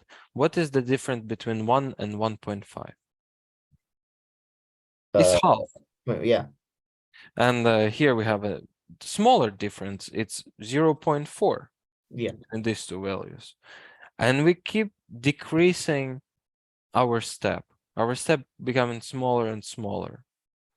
So here, when x is equal 1, y is approximately, no, not approximately, in this case, we can say it's 0, right? When Yeah. x equals 1.5, y is equal 1.25. But as we can see, as we make a smaller step between all our values, y is approximately equals to 3. Can you see it? Yeah. If we round it up to the integer, to the whole number, we can see that when our step changes from decimal places, from hundreds to tens and to thousands, you see? Yeah. Or from tens to hundreds and to thousands, our step becoming incrementally smaller. You see? Yeah. And you can say that when our step is relatively small, all the values of y are approximately equal to 3. That's what it means, that we are reaching value of 3. You see? And then on for question C, would it be approximately 5? Pardon? For question C, would y be approximately 5? Or just 5? For question C, we can it says from the right side, so from here. Here we can see when x equals 2.5, y is 5.25. But as we get closer and closer, values are becoming approximately 3. You see? The Yeah. 3.000 something is approximately 3. Why are you starting from 5.25 when it says x equals 3? You asked me if y approximately 5. I said at this point y approximately 5. But we start from 3. We're gonna say at this point y is equal to 8. Yeah. I don't really understand like what you mean by like the approximately 3 part. Because for question B, as x approaches 2 from the left, starting at x equals 1, what is the approximate value of y? Are you finding the average of all those numbers, or what are you trying to find for y? No, treat this as so let's remember this table and move to the next slide, okay? And try to investigate this deeper. Let me clean up it a little bit. I'm going to save this. Just give me a second, please.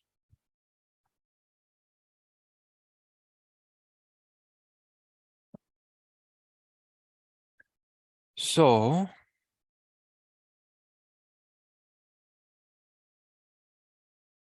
no, sorry.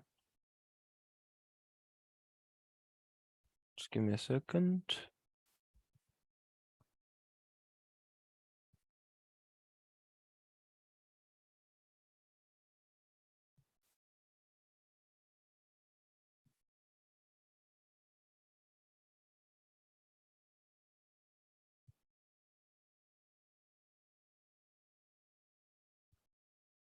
Mhm.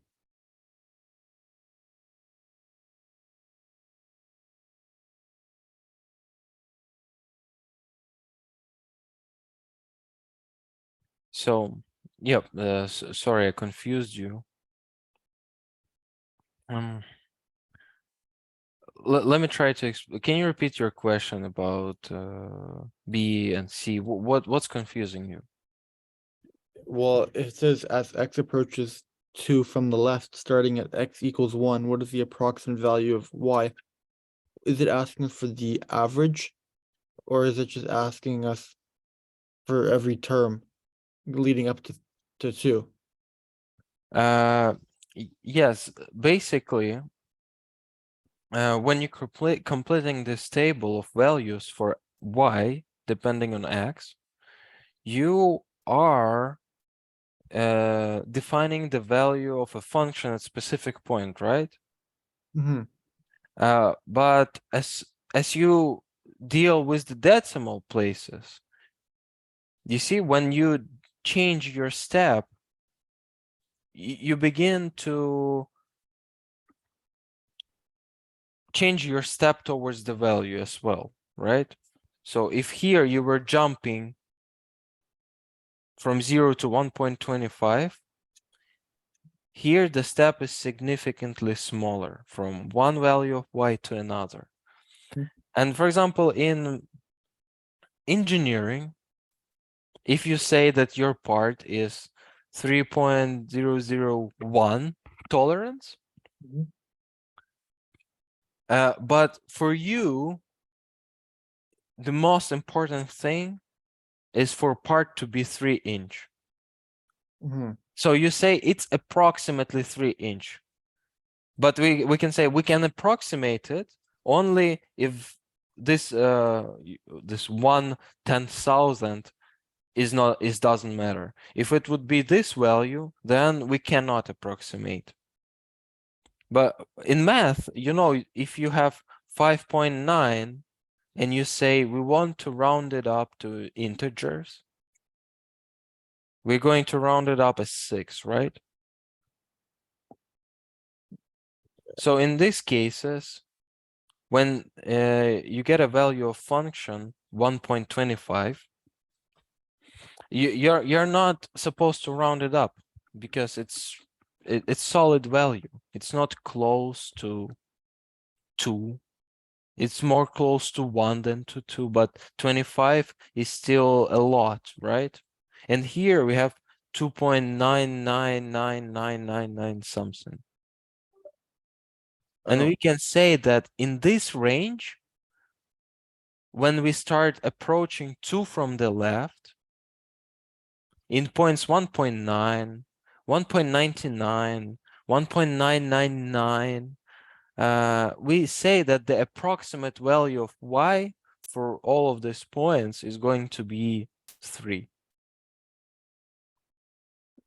I don't really get that. I'm not, Pardon? I don't really understand that.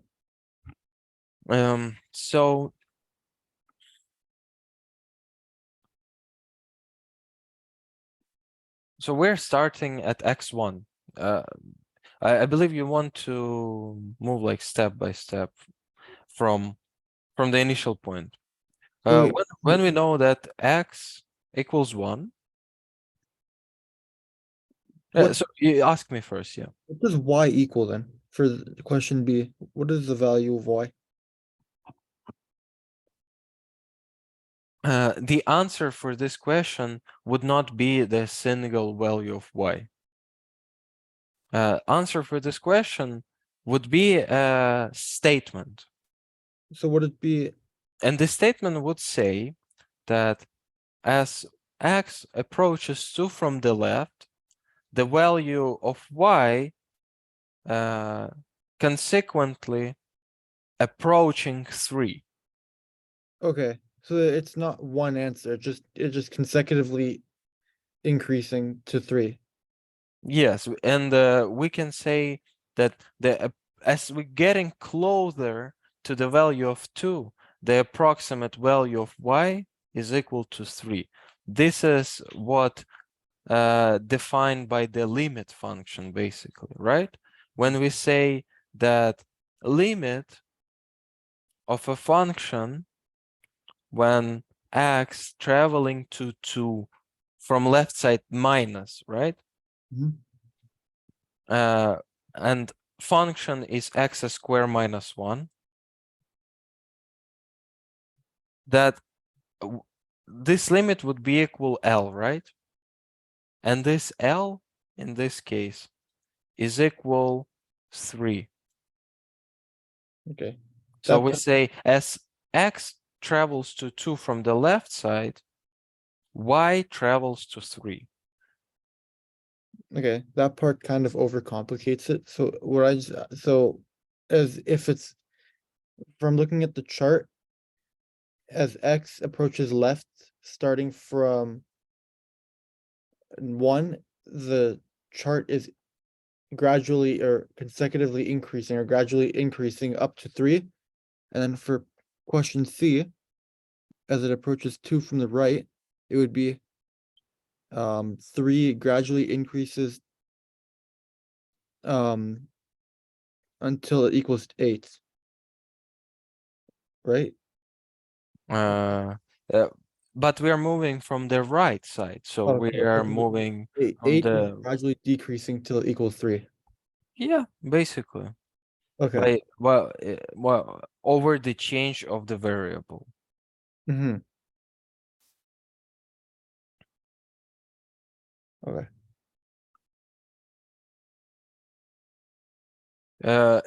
In fact, here, the question itself confusing because it says approximate, right? Mhm. But for some points we can know exact value. Yeah. For example, when x equals 3, we know exactly that y equals 8, and it's nothing approximate, right? But you see here we are taking some decimal places, Mhm. and we multiply with decimal places. The value is different, not significantly, right? Because we have smaller step. The delta, in this case, delta x is traveling to 0. We're changing the delta x in that way that with every step we want to add less and less. Okay. It's like h travels to 0, remember? Yeah. Basically, it says that we would like to add really small step. Here, 0, 0, 1 is relatively small step. In fact, a good accuracy you would get when this small step is 0.00 and many zeros, right? When it's as small as possible. That small, so we can assume it's equal to 0. Mhm. So, any more questions about A, B, and C part? No.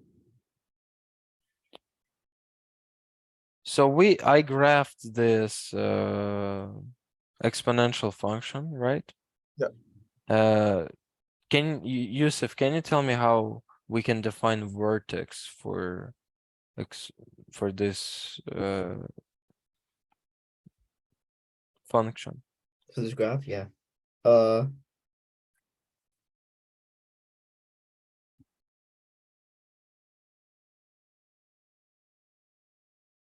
like to find vertex? Yeah. How to find this point on the bottom?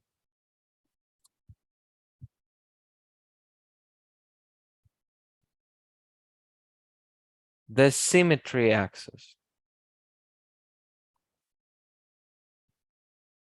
So solve for symmetry? Pardon? Like solve to find the symmetry?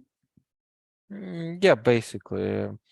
How do we find this point where our curve is symmetrical to the vertical axis? So we can plot the graph. Oh. You know that If you look at the function itself, you can imagine it already. Can I answer it? Yeah, sure. We know y equals x squared. We know the parent function is 0, 0, 1, 1, 2, 4. So then Wait. Parent function? yeah, like how the function without the subtract 1 would look.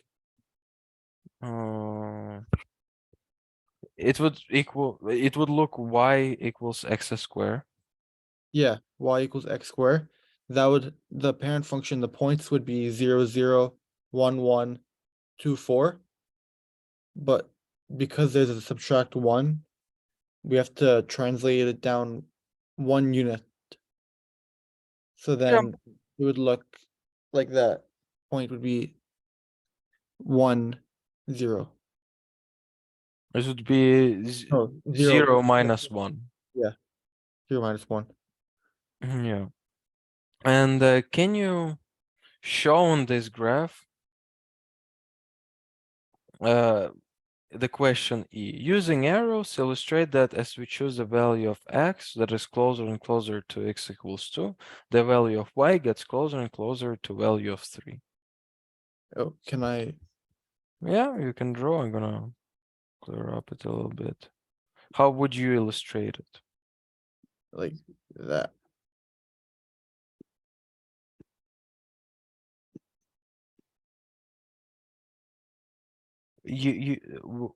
This is the point x equals 0.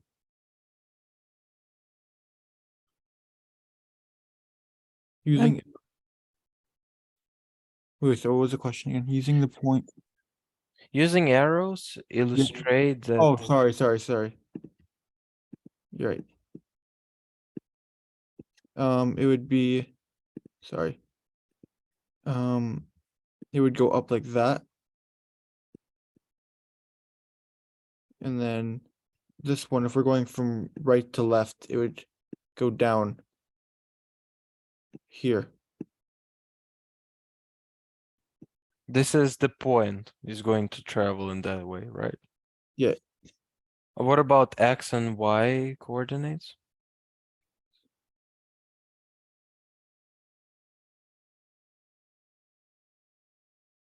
What do you mean by the x and y coordinates? Yeah, we have x, the variable, and y, right? And we want to illustrate how as x getting closer and closer to 2, how y gets closer and closer to 3.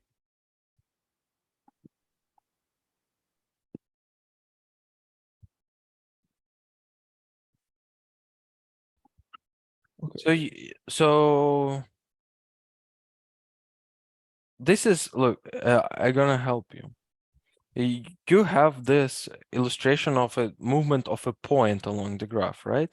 Yeah. That's really good. I mean, this is the how point moves along the graph.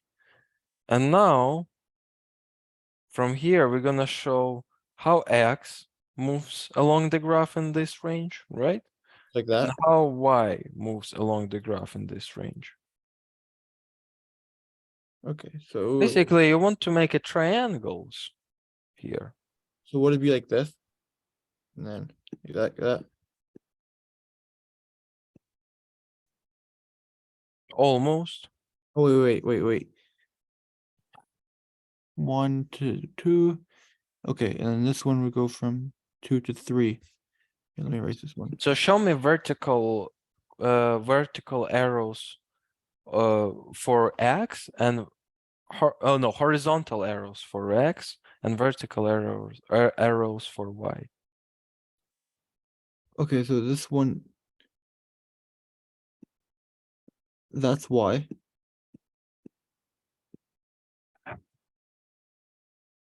That's another y. This one's x. This is y. This is y. And show me whether it's plus or minus y. Remember, from left side or right side? Plus.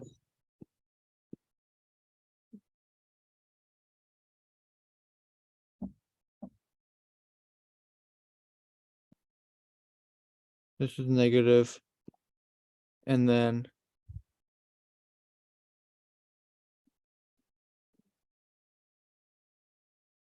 Am I on the right track? Pardon? Am I on the right track?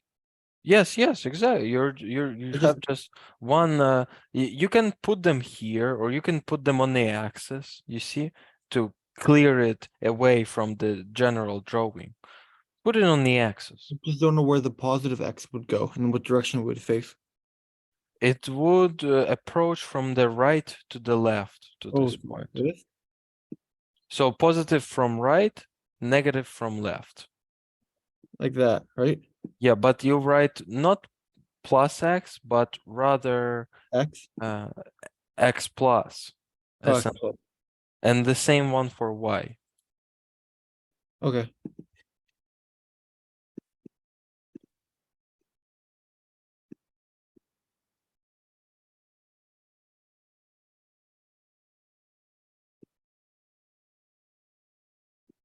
Okay.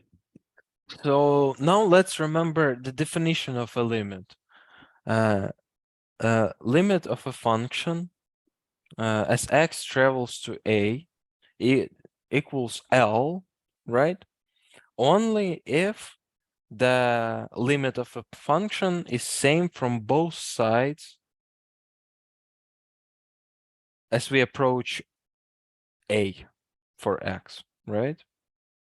Only if limit is the same from both sides. We never reach this value of 2 for, you understand? We Yeah. never actually reach it. We're getting as close. That's why we can say that approximate value of a function at point 2 is equal to 3. Because when we take in a limit, we're not taking this point in fact, right? We are just looking how to what value we are approaching as we're taking limit. Mhm. Make sense? Mhm. So again, limit of a function f(x) as x travels to a equals L only if limit from the left side to L to a, sorry, is equals to L, and limit from the right hand side to a is also equals L. In this case, we can see that when we approach from the right side to a equal to, and from the left side, we are approaching the same value of 3 for the function. L is equal 3 for both cases. Mhm.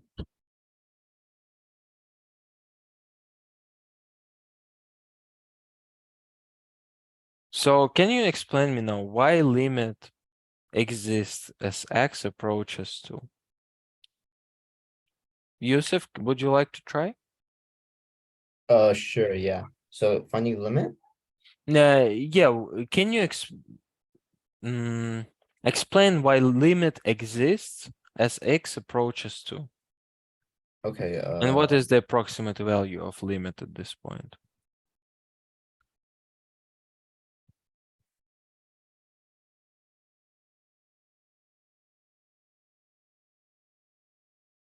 Based on this logic, that limit exists only if this this is true.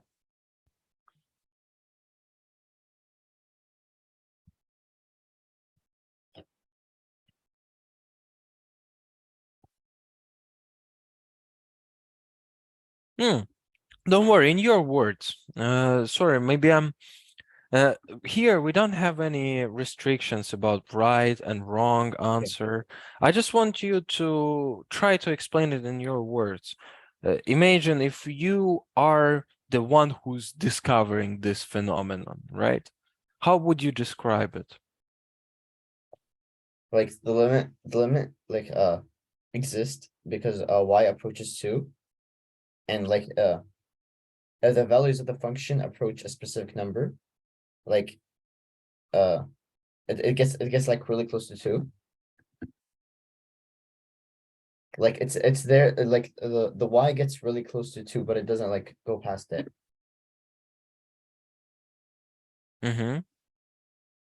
Like I picture it as the limit is the whole. Like there's that term does not exist on the graph. It's kind of like it's like that example you showed us how it gives us what f of x, but f cannot equal or is greater than this, can equals 0, and is x is less than this term. It's like that. Yeah. 2 is a whole. So instead of writing it like if you can you erase that Yeah. so instead of writing it's not going to be a point, it's just going to be that where this is just a whole, if you know what I mean. Yeah, exactly. So, It's one but in fact, there is a value in this point, right? And we can see it by plotting the graph yeah. and measuring the value of a function at this point. But when we talk about limit function, you're exactly right. What limit is doing, it's not taking this specific point. Because let's say if in this point there is no value, but we go to infinity, we still have some limit here, approaching from left to this point and approaching from right hand side to this point. We're still gonna meet some values on our way, right? Mhm. In this example, what we can see that we have no break in between the graph here, right? Function is still defined for for x equals 2. And as we approach this point from both directions, we can clearly see that we are approaching the same value, right? But in another example, if let's say function looks like this, in one example, we are approaching this value of y. And when we approach from the left side, we approach different value of y, right? And in this case, limit won't exist in this point. But we are good. In our case, from both directions, we are reaching the same value of 3, you see? Yep. So let's, did you write it down? What I was, this graph, this lines? I trust you by word, you know? Mm, It's just better for you because you're gonna practice, you're gonna get used to the symbols, graphing, plotting the graph, because sometimes you may have assignments when graph is overwhelming. You need to add so much values on there. And you see here, you struggled with pointing arrows, for example, but next time you would know that it's more convenient to represent arrows on the axis because you have a bunch of free space here. I got a picture of it. I didn't copy down because I was trying to understand it, but now I got it. Yeah, me too. Thank- I didn't copy everything down. But you got it now? Yeah, I Yeah. just got a picture of it. Perfect, guys. Mhm. So I'm gonna clear it. And let's take a look at the second example. And after that example, I'm going to answer any of your questions about home assignments. We can even solve some of the tasks that you may not understand. So here, again, we're going to do the same thing. We're going to pick a table and try to evaluate limit at this specific function. You see? We're going to evaluate limit as x travels to 1. So we're going to have a table for x and y and y function. Yusuf, can you tell me what is the y function here? The y This example. function. It's x minus 1. I mean x squared minus 1. Yeah, and Yeah, and the x function is x minus 1. yes. No. y function itself is this. Yeah, It's a polynomial Yeah. basically. and then It's some function fx divided by gx, right? And fx in this case equals to x squared minus 1, and gx equals x minus 1. You see this? Yeah. our limitation is 1. So then we want to Yeah. find points before and after 1. So we would have, I don't know, you could choose So any. now I'm going to show you why we are not choosing the value of 1 for x, in fact. So try put 1 in here. We're using table again as in previous example. You see? 0, Put 1. What are we gonna get? 0. No, I don't think so. Well, if you put 1 in the equation, 0 over 0. Yeah, 0 over 0, exactly. And So what does it equal? Hello, can you hear me? Oh, 0, error. So it's NA. So error, yes? We Yeah. don't know the value of a function at this point. In Mhm. fact, we would say that later on we're gonna discover that it means that function is not determined at this point. Yeah. So it's something is going to happen to the function, but leave it for later, right? And now let's use the same tactic. We're going to approach one from the left-hand side and from the right-hand side. And I want Yusuf to pick values for us. Okay. So what values are we going to test? 3, 4, 5, 6, 7. I would suggest us take some, let's say 3 and 4. 3 and 4. Okay. But remember, you're approaching from the left side. So values should be less than 1. Oh, okay. 3 and 4 you can pick to the right-hand side. Yeah. And one more thing, I want you to have two numbers that are different from 1 by decimal places, not by the whole integer, but by decimal places. I want this value to be smaller by 1, for example, by hundreds, the other one by tens, as we did in previous example.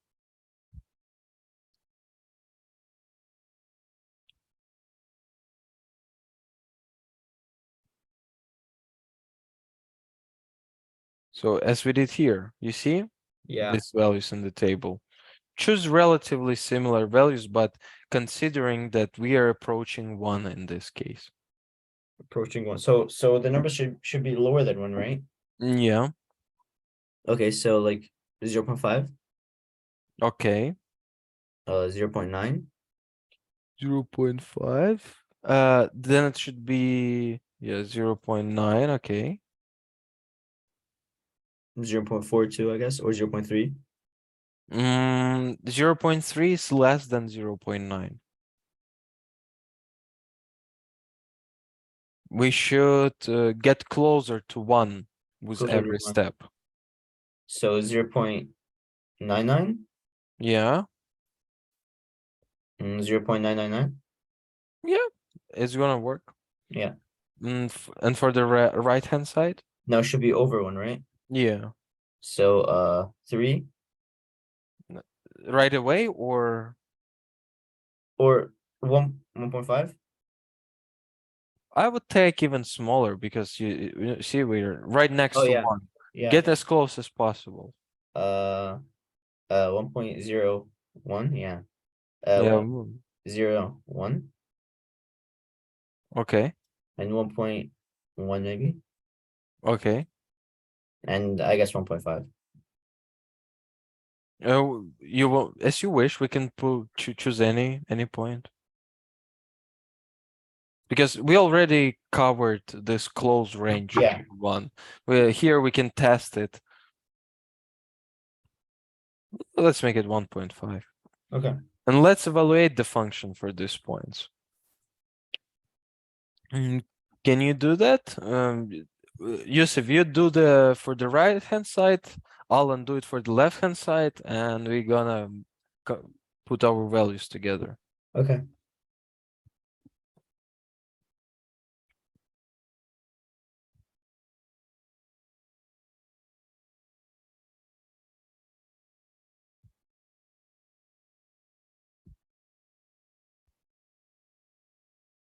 I got 1.999 for the. No, for the 0.999. Okay, 1.999.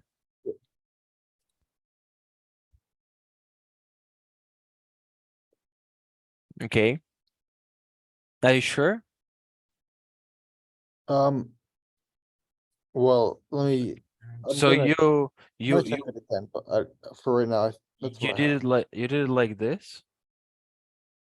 Squared, subtract 1. And then I solved the bottom, and then I. Yeah. Divided them. Okay. Let me just recalculate it and I'll make sure. But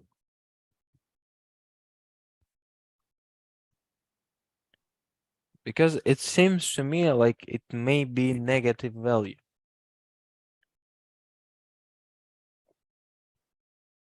no, because the top and bottom would both be negative. So it would cancel out to be positive. Okay. So Yeah. what I got 1.99 for the next one. okay. 1.99 again? No, 99. Okay. No, 2 nines. Okay.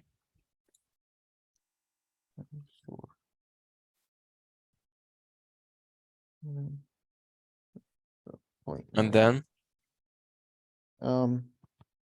We go 1.9. okay. And 0.5. Yeah, I know.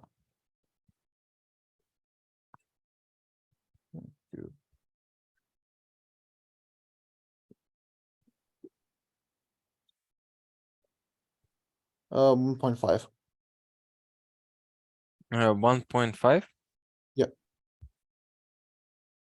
1.5. Okay.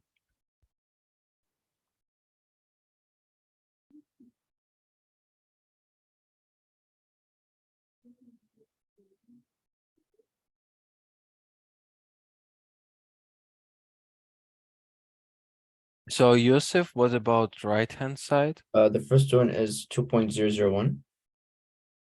2.001. And then 2.01. Okay. And then 2.1. Okay. And then 2.5. Perfect. And what we can see here, what statement can we make? What value does function reaches as x reaches 1? 2. 0. Oh, 2. But in fact, if you put 1 in here, you cannot get 2, right? Yeah. So it'll Yeah. be. So this is going to be the limit of a function. So we would say that limit when x travels to 1, limit of a function x squared minus 1 divided by x minus 1 equals 2. Okay. But there is another method to solve the same equations by simplifying it. And simplifying is possible only if x does not equal 1. Because if x equal 1, we get a problem, 0 divided by 0, and we cannot just subtract it, right? Mhm. That's why we take value of x close to 1 from both sides. When Yeah. we take a value of x close to 1, we can easily subtract, divide, or simplify what we have. So here's another example how we can solve it. Do you see something odd in this x squared minus 1? It's a difference of squares. Yes, and we can rewrite it as X subtract 1, x plus 1. exactly. And then you could cancel out the x subtract 1 and you're left with x plus 1. Yes, and what would be the value of the limit that x equals x travels to 1 if we have this at the end? 1. No, x plus 1. X travels to 1. X plus 1, then What was the question again? we evaluating the limit, right? Yeah. It's still the limit. Okay. Here we evaluated the limit by looking at the values to the left and right. Yeah. But So if we plug in 0.999 plus 1, we would get around 2. Is that what you're asking? yeah, Okay. exactly. We would say that when x travels to 1, this function travels to 2. Mm-hmm. And this is another way by meant of simplifying the denominator. Mm-hmm. Remember, we practiced simplifying denominator with the roots, etc. That's why we did that. Yeah. To work with limits, to be able to work with them. Would you like to look into one more example about limits, or you want to ask me about your home assignment and previous tasks? Home assignments. Almost saying, yeah. Yeah, let's do it. I'm gonna open the book for us.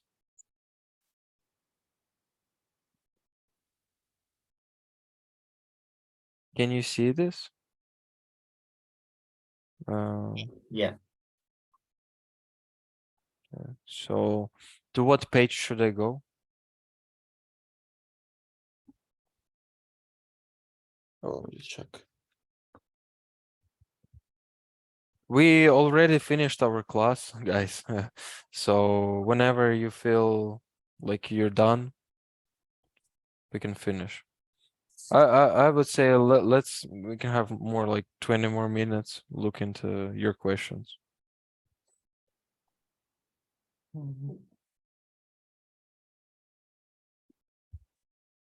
So, which questions are we should do practice for this class? So your previous home assignment was for chapter 1.2, Yeah. slope of a tangent, and 1.3 in rate of change. Yeah. So what should it be now? Which one are you doing? Is it the next one? No, right now I mean you can ask me question about these home assignments that you had for today. About previous chapter. If you want to solve something from this chapter home assignment, Yeah. from today's chapter. Yeah. Today's chapter. Okay.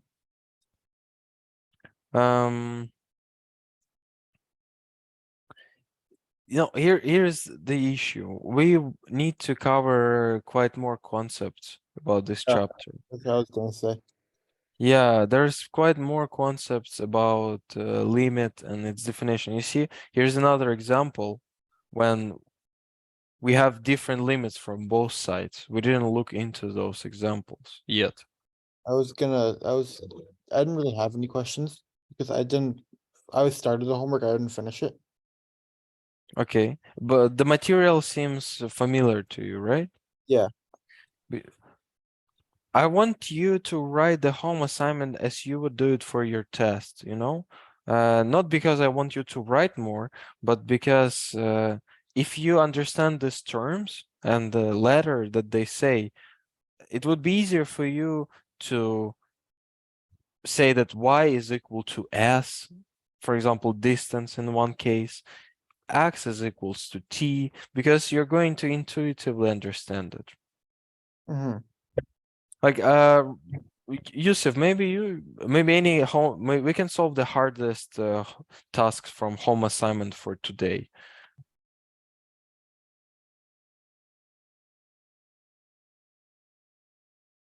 So next week we're gonna finish this chapter, I hope. So by Monday, I hope you're gonna do for 1.1, 1.2, 1.3 parts home assignment. If it feels like it's too much to write, just tell me, we can make it shorter. Yeah, Yes, I was gonna ask you because I felt like every even number. That was kind of a lot. Yeah, just do at least 2 examples from each question. Is that okay? Yeah, that's okay. For example, because there are some questions like this, because No. A, B, and C refer to different properties. Because for like the questions, like question 3, at my school, normally they offer to do ACE. Okay, That's like how they do like question 2 ACE, 3 AC. Like that's how they do it. They don't care if you do them all. yeah, sure. But even numbers, it means B, D, F. Okay, so instead of ACE, we do ABDF. Yeah, because in class we look into ACE. Okay.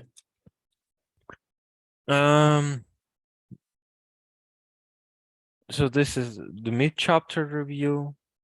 What we're gonna do in one class, we're gonna have a little quiz. Basically, you're gonna have few exercises to solve in, let's say, 30 minutes. Mhm. And that's gonna go into your final grade for this course. Mhm. So your home assignments are not graded like for grade part. Most of it is going to be test, but every home assignment basically gives you is you better chance to pass without issue. Okay. And so just let's solve some example from your home assignment. Anything. I don't think that we can. I'm gonna give you some exercises from this chapter that we are covering today. Definition of a limit, right? Mhm. But so you can have a little touch up on today's class. Just practice it, okay? I don't have a specific question on what to answer, so you could choose one. Yusuf, maybe you? No? No. Okay, let's just solve one more example and call it today. For example, rate of change. Is it understandable for you, or you have any question about it? No, I got it. Yeah, I got it too. So tell me, what is the average rate of change basically? It's difference between 2 points, but how these points are different. Well, it's the y2 subtract y1, x2 subtract over x2 subtract x1. So What do you find when you subtract x1 from x2? you get your delta y. Yeah, you're getting delta difference. The Yeah. Change. difference in y direction, and then in the bottom you get your difference in the x direction. Yes, exactly. Great. Let's solve some example, some exercise. For example, here, a spaceship approaching. Oh, yeah. Remember this question we had last week? Mhm. Last class. We determined that it's going to be some parabola vertex, right? Yeah. And we determined the instantaneous rate of change at a point. Mhm. Remember? At the point when Starship lands, when it hits the ground, when Yeah. h equals 0. Yeah. And remember that our instantaneous rate of change wasn't 0. Mhm. It was something 6, I believe. M equals 6. Uh-huh. Can you recall that, Yusuf? No.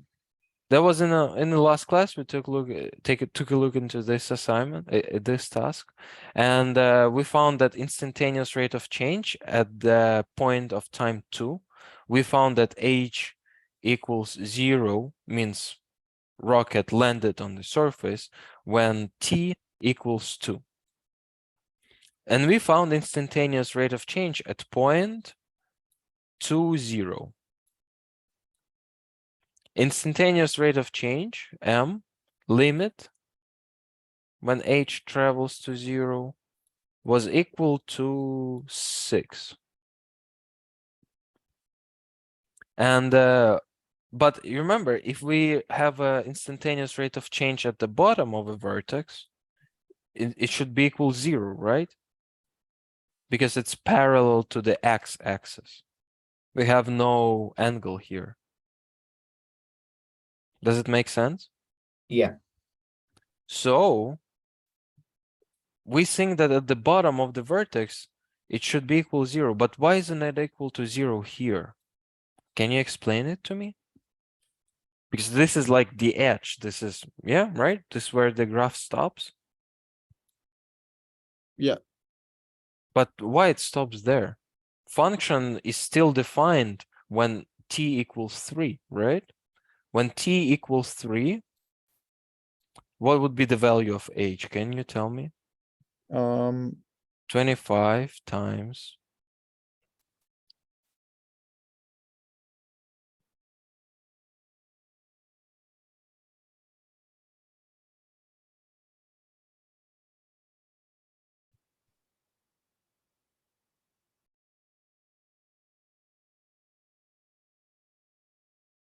$25. How much? 25. Is going to be positive, right? Yeah.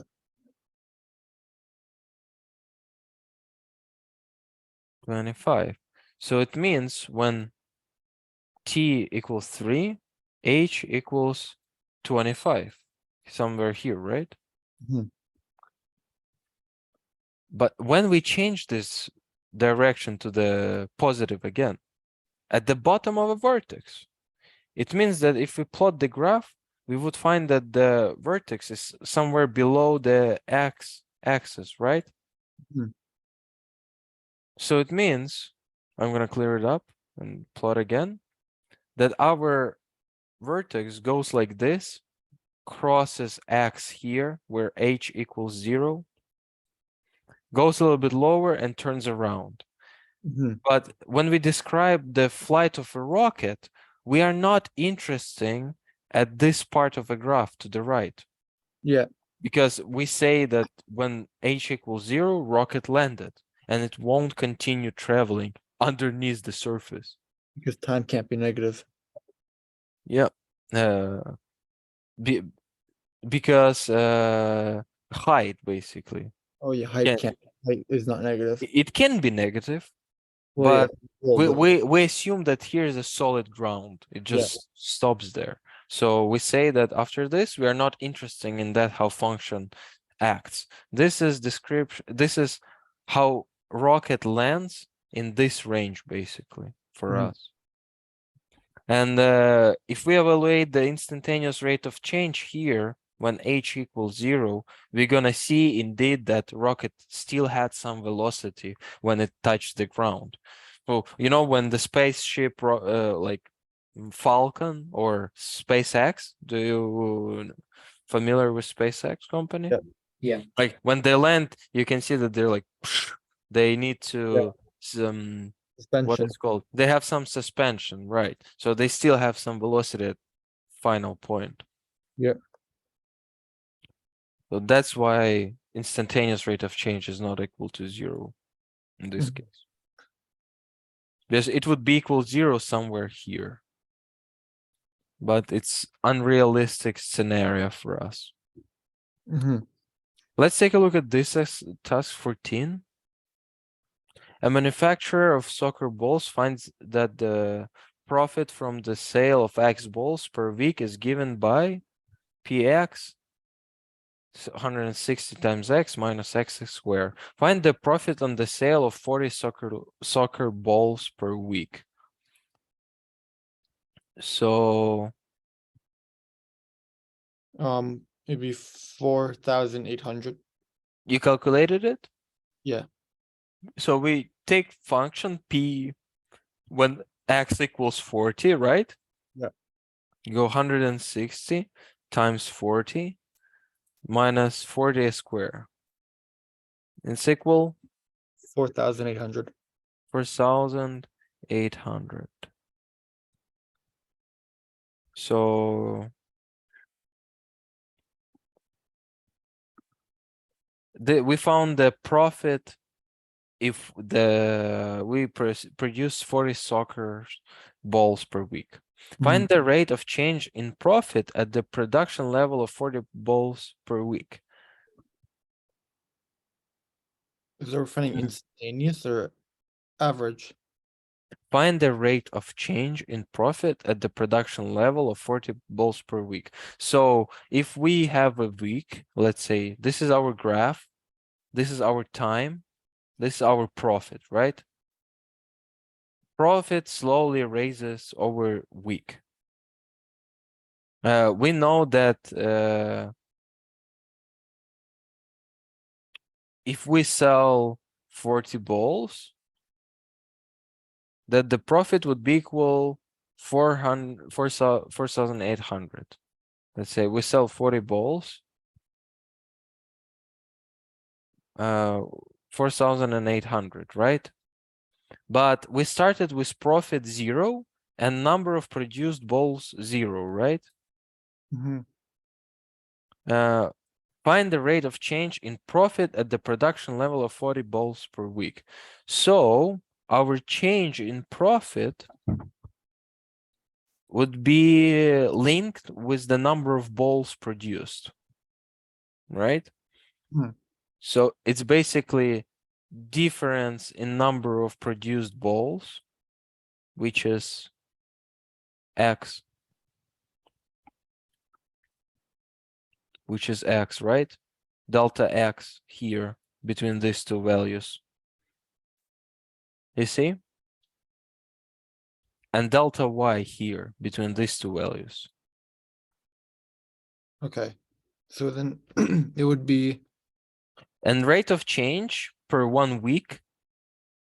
So we know that the beginning of the week 0 balls, end of the week 40 balls, 120. beginning of the week 0 profit, end of the week 4,800 profit. It's 120 then. The rate of change. So, but what is the formula for the average rate of change? It'd be 4,800 subtract 0 over 40 subtract 0 equals 120. X squared, x2 subtract y, no, y2 subtract y1 over x2 subtract x1. Yes, exactly. And what is notation for this formula? What is it? 120. No, no, no. What letter stands for? Yeah, exactly. Is Yusuf already left? Oh, did he? Yeah. Oh. Oh, but let's finish this one. So we know it would be 120. So this would be rate of change, average rate of change of the profit during the first week. At rate of change, at rate of production of 40 balls per week. Mm-hmm.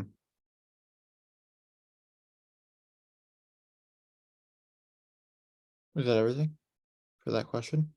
Yeah. Find the rate of change in profit at the production level. We found the rate of change. Not instantaneous, but average from beginning of the week to the end. Mm-hmm. In this case, you can say if in the middle of a week we produced 20 balls, that the profit would be 3,020, right? 3,200 minus 4,400, right? 208,000. Or I'm mistaken somewhere.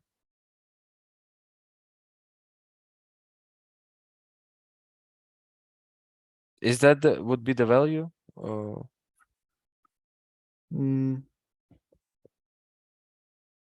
Well, 40 squared is not 400. no, sorry.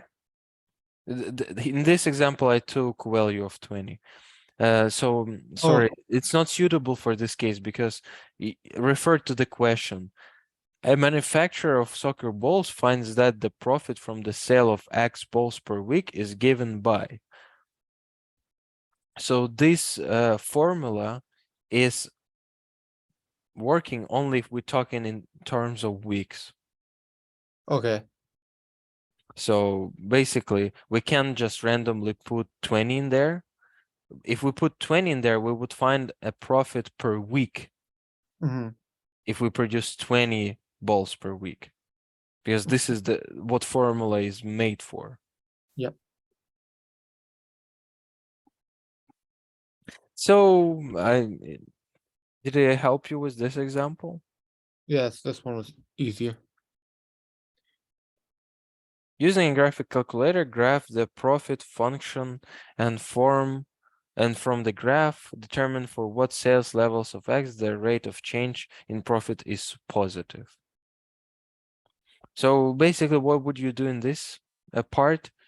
You would just graph this polynomial function, and I can see that it's again a vertex, because the vertex formula is x squared plus or minus x plus or minus c, b, and a here. And we can see that in this example, c is equals to 0. You would plot it as regular graph. Hmm. And from the graph, determine for what sales levels of X the rate of change in profit is positive. You're basically gonna see that at some point, the more balls you produce, the less profit you're gonna get. This function is gonna look like upside down vertex, because coefficient in front of x squared is negative, you see? So up to some point, you're gonna get more profit than before. Oh, Yusuf is back.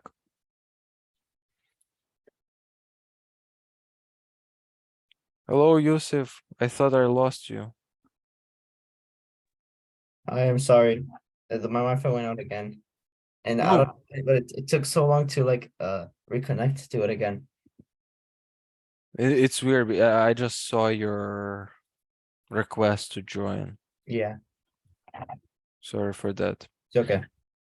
So what I was explaining here, that we find the rate of change in profit. Did you hear the question, Yusuf? We're manufacturing balls. No, or did you disconnect it earlier? No, I heard the question, but I like when you were like about to explain it, I got disconnected. So yeah, we have this question. We produce some amount of balls, and our profit determined by this formula, profit per week. So we basically asked, find the profit on the sale of 40 soccer balls per week. We say that x equals 40, right? We evaluate the formula for x equals 40, and we find the value of profit 4,800. If we apply value of 40 in this formula, you see? Yeah, And we know that at the beginning of the week, profit was 0 and number of produced sockers was 0. And to find the rate of change in profit during the 1 week, we simply looking for average rate of change between these 2 points. And do you know the formula for rate of change? oh Sure. yeah, Raise over run, right? Del y2 minus y1. In this case, y1 equals 0, y2 equals 4,800. So, and your average rate of change or in profit during the first week would be 120. And the next question says, using a graphing calculator or wherever, blah, blah, blah, plot the graph and determine what sales level of X, like, so how many balls do we need to produce so the range of rate of change in profit is positive.